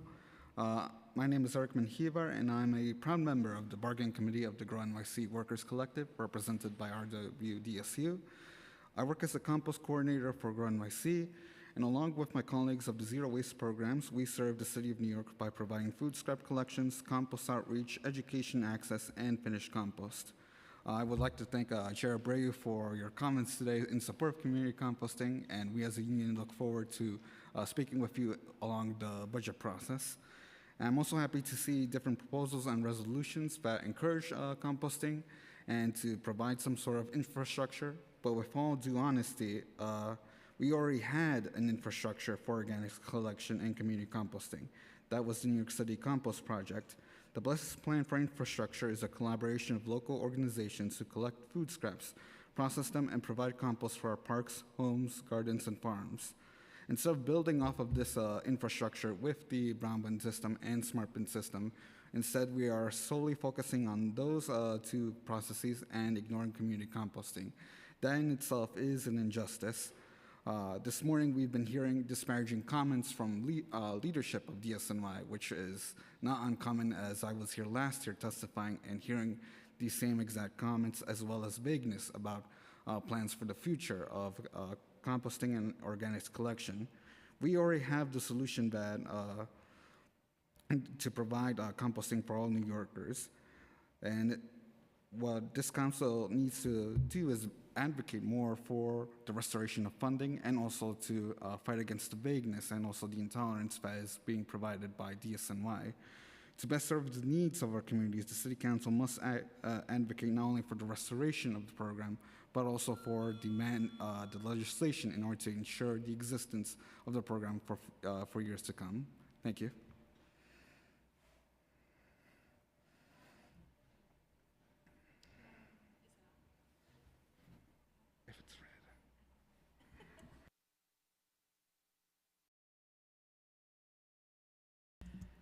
Thank you.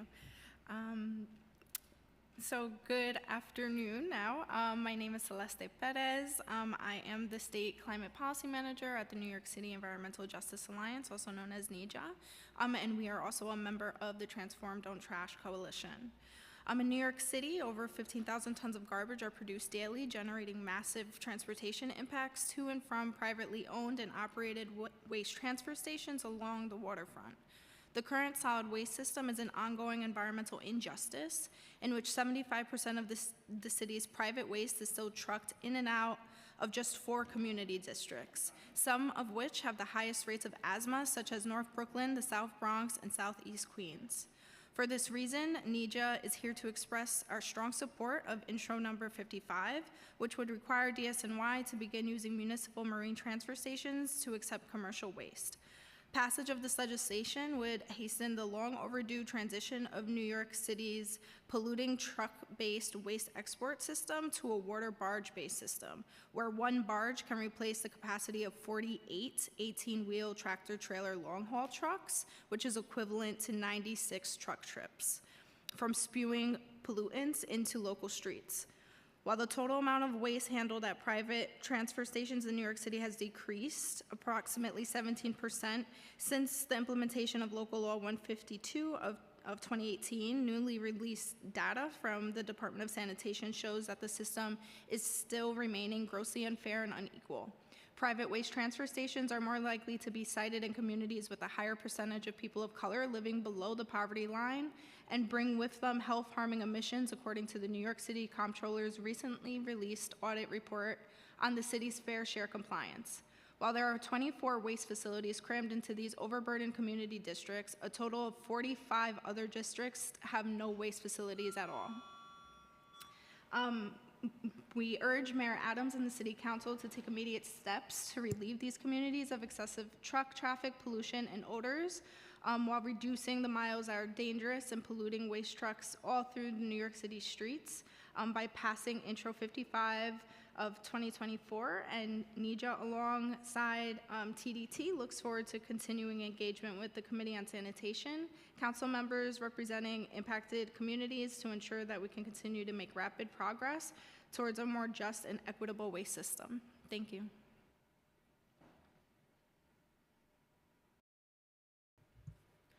Good morning, City Council. I'd like to start by thanking those council members thus far that have supported the funding of community composting. Thanks again. I'm here today to address the city's decision to cut New York City's state-of-the-art community composting program by 100% and report on the community impact it has had thus far, specifically in the community of East New York, who has suffered heavy loss by your cuts. Please allow me to share. For context, I am the compost program manager at East New York Farms, a nonprofit organization located in East New York, Brooklyn. Our mission is to organize youth and adults to address food justice in our community by promoting local sustainable agriculture and community-led economic development. East New York has the highest concentration of community gardens in all of New York City, and they also have a disproportionately high levels of contaminated soil, food insecurity due to historic redlining, civic divestment, and environmental racism and injustice. Now for composting, the East New York Farms Compost Program collects food scraps locally from residents and community-based organizations, and we process them into rich, nutritious black gold compost. We distribute compost directly to community members and gardens in our neighborhood to help restore their soil and supplement organic nutrients for gardeners to allow their own resilient food system without pesticides or chemicals. Our compost operation is small, however, we process about 6,000 pounds of food scraps by hand each season. We are also currently the only available food scrap drop-off site in East New York, as Grow NYC was forced to close their Cypress Hills operation this past week. Big Reuse, who has supported our capacity limitations for producing compost, has helped us collect well over 12,000 pounds of food scraps this season from drop-off sites stationed in East New York, meaning the New York City Compost Project has tripled the amount of food scraps that East New Yorkers diverted from the landfill, meeting community members' increased demand to compost in East New York. With their support, 2023 was our most successful year on record for community composting, just in time for city budget cuts to take it all away. I'd like to conclude by reinforcing that New York City has one of the oldest and certainly the most impressive community composting initiative in our country. Our organization has attended conferences and events where New York City compost programming is presented as an example for the rest of the US and world to follow. It is impossible for New York City to maintain this title without continuing to fund community composting. Thank you. Thank you. Thank you. We have one remaining panelist who will testify in person, Christopher Leon Johnson. You may approach the dais. Please keep in mind testimony is limited to 2 minutes.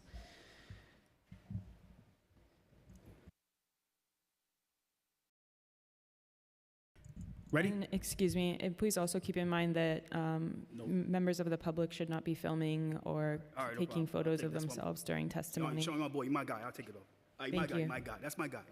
I respect. That's my guy. All right. What's up, Sean? What's up, Sean Brady? What's up? My name is Christopher Leon Johnson. So I'm in favor for the bill that's to increase the thing with the chair. I know you're the new chair for sanitation, but you deserve to be the chair because you really was out in the fights in the last session when Sandy was the chair. Now she's chair. Criminal justice, I think, is more suitable for her. She's chair. Criminal justice, I think, is more suitable for her. I think that you're the chair with the help of Sandy Nurse and a few of these other council members need to introduce a bill to start giving people incentives for reporting littering. Just like how you give incentives for reporting dumping and reporting idling, you should give people incentives for reporting littering, right? It doesn't matter if people, you increase the bill to $500. Like I said, if you start putting in more initiatives, like with idling, giving people, was it 25% of the, I think it's 25%, correct me, committee council, 25% of the fee. We can look into that. Yeah, 25%, all right, that amount of money, people start, be reporting more littering. The problem is people feel they can do what they do because the cops don't enforce the law and the sanitation police don't enforce the law either. So without real sanitation enforcement and real inspiration of sanitation enforcement, that means like giving people money for telling on people, giving people money for snitching. I like that word. You have to, it's not going to do anything. So I say it's good to increase the fines. We need money for the city. We have a big crisis going on, but you have to start sensitizing people for reporting this stuff because there's no point in reporting if people not getting paid. If people getting paid for this stuff, oh, trust me, you'll get a lot of reporting of littering and idling and dumping and et cetera. So just like how you get like this, $200 for a letter, like you find business letters per letter, you need to do the same thing. $300, 25%, that'd be great for anybody that didn't need the money. Mr. Johnson, thank you so much for your testimony. Yeah, you're welcome. Thank you. Thank you. Have I inadvertently missed anyone who would like to testify in person? Seeing none, we'll move on to Zoom testimony. Our first panelist will be Alex Hayden. Please keep in mind that testimony should be limited to 2 minutes, and please maintain decorum and stay on topic. Thank you.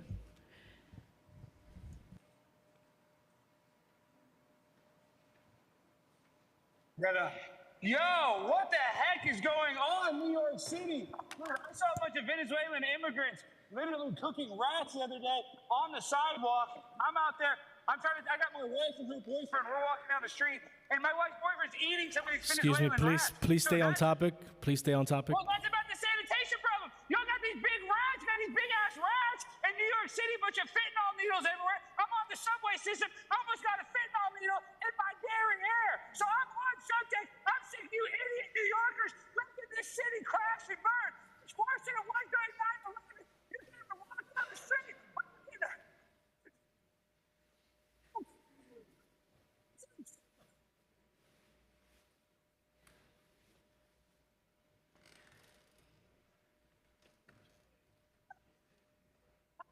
And it's your fault, you dumb bureaucrats, and that's why I can stab with fentanyl needles. You guys are too cowards to do anything about it.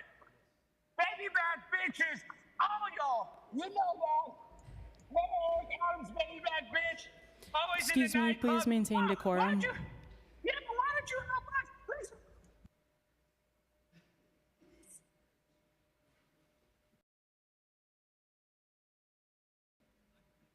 All right? So, I look for a bunch of city council women like you and try to tell me what to executive, every person on that council is dumb, and y'all are ruining this city. Y'all need to check yourself before you wreck yourself. Y'all feel me? I'm granddad, my dad, on the blip, and I love New York City. And I hate what y'all are doing to it. You should be ashamed of yourself. That's my time. I'll yield the rest. Thank you. Next, we will have Andy Blancero. Starting time.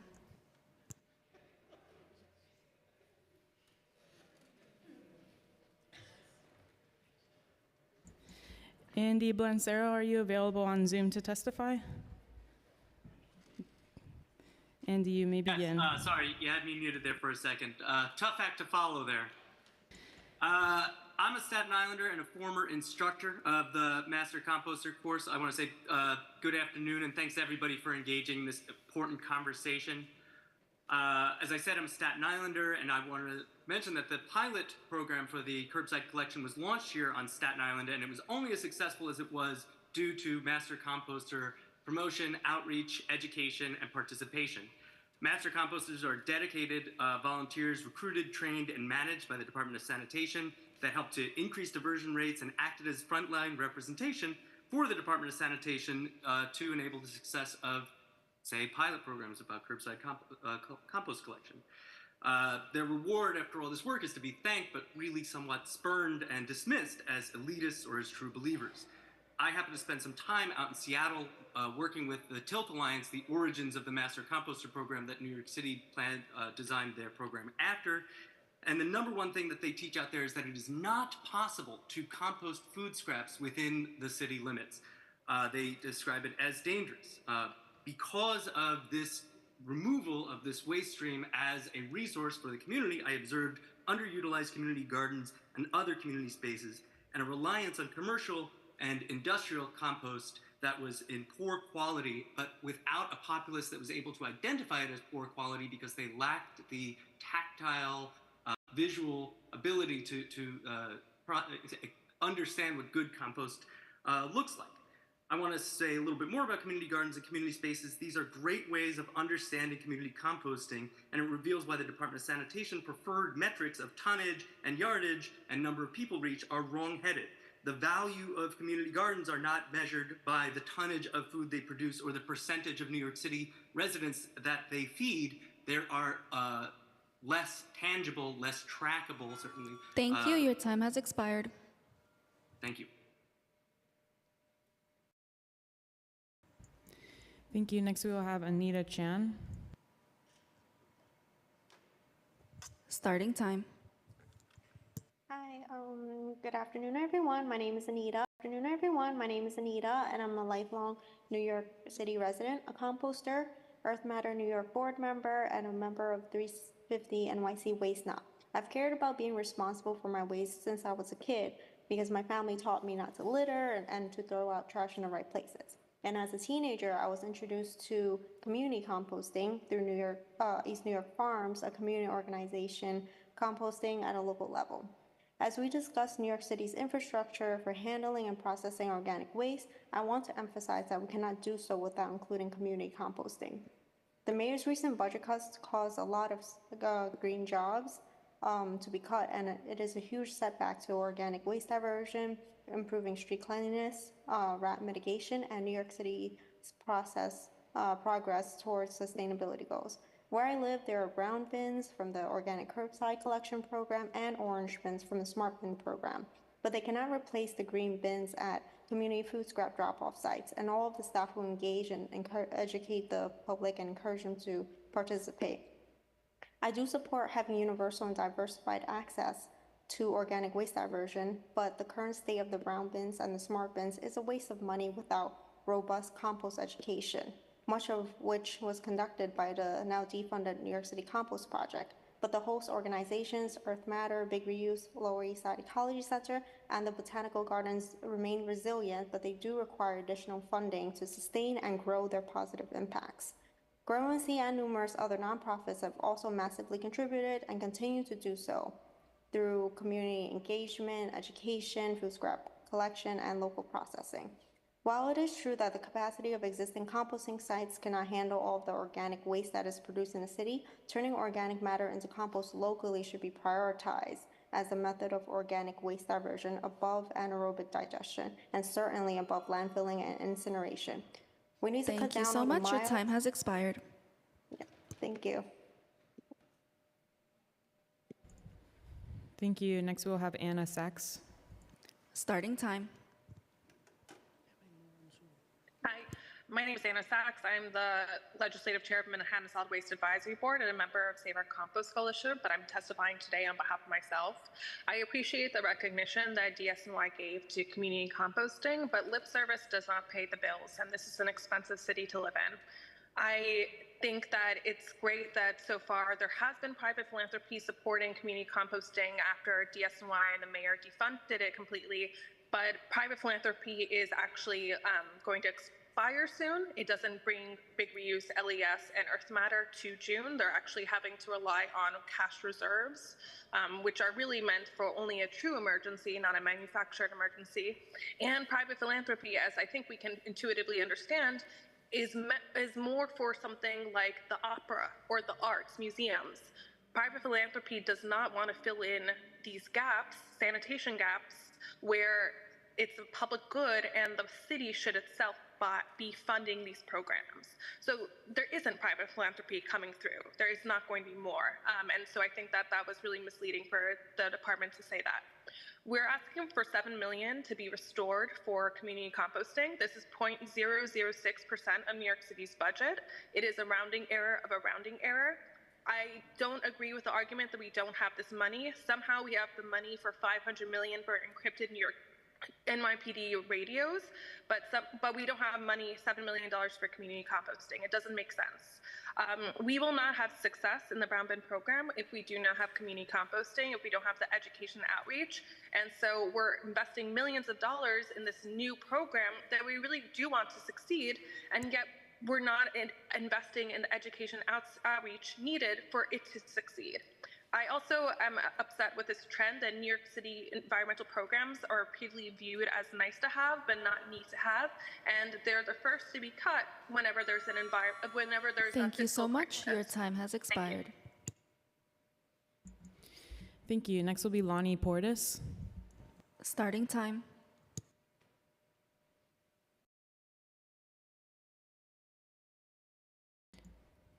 There we go. Thank you, Councilmember and Chair Sean Abreu, for holding this hearing.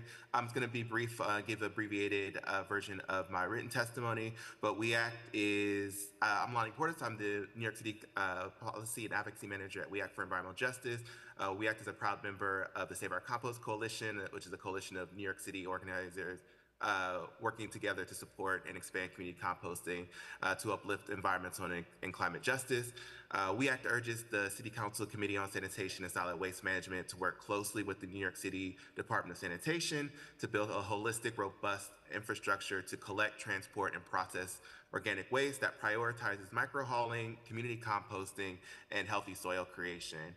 The city needs to be strategic and purposeful when building out this infrastructure. The foundation of that infrastructure should be community composting. Community composting maximizes the potential for diverse and beneficial uses, creating healthy soil to increase the benefits of green infrastructure, which include street trees, rain gardens, and parks, which also reduce flooding and they also cool their neighborhoods. This is not only foster environmental sustainability, but also contributes to the creation of vibrant and healthy and resilient communities. New York City is undergoing a cultural shift when it comes to how households, buildings, and the city handle organic waste. Community composting operators are vital to increase participation in all composting related programs through their valued outreach and education effort. The city has the opportunity to build infrastructure to handle and process organic waste that is climate and environmentally just. It's our hope that the City Council and this committee work with DSNY to ensure this. With well-planned infrastructure that New York City can make significant progress towards zero waste goals and create healthy soil that we can reinvest into our community gardens and parks. Thank you, Lonnie. Thank you. Next, we'll have Samantha McBride. Starting time. Good morning. I am Dr. Samantha McBride, professor at Baruch College and former DSNY analyst and manager. It is with immense respect to Committee Chair Abreu and council members, First Deputy Commissioner Lohan, and my former DSNY colleagues that I speak today. I have conducted a performance analysis of the department's newly relaunched residential curbside organics collection program in the borough of Queens. Using monthly tonnages on open data, the city's 2017 waste characterization study, and U.S. Census data, I have analyzed performance using metrics that are standard to the waste management industry and used in municipalities across America. My analysis found the following. In 2023, only 4.3% of the residential curbside organics that could have been collected in Queens for composting or anaerobic digestion were in fact collected. The rest, 95.7%, went out with the trash. The 4.3 rate is called the capture rate. In 2023, when all of Queens had the simple universal program that was described earlier, an estimated 300,000 tons of compostable organics went out for disposal with Queens Refuse. In pounds, that is 600 million pounds. These quantities moved through Queens transfer stations. They ended in landfills and waste energy incinerators in eastern United States. For comparison, about 12,700 tons or 25 million pounds of residential curbside organics were collected for composting or anaerobic digestion locally. Furthermore, the capture rate, the per household generation rate for separated Thank you so much. organics. Your time has expired.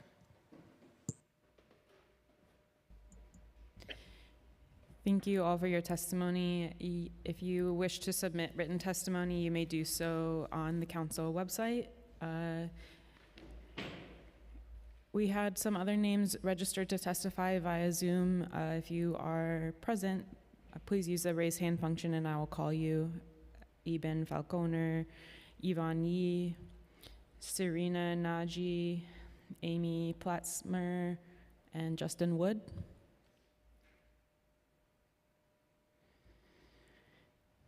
And seeing no hands on Zoom, we have concluded public testimony. I'll pass it over to our chair.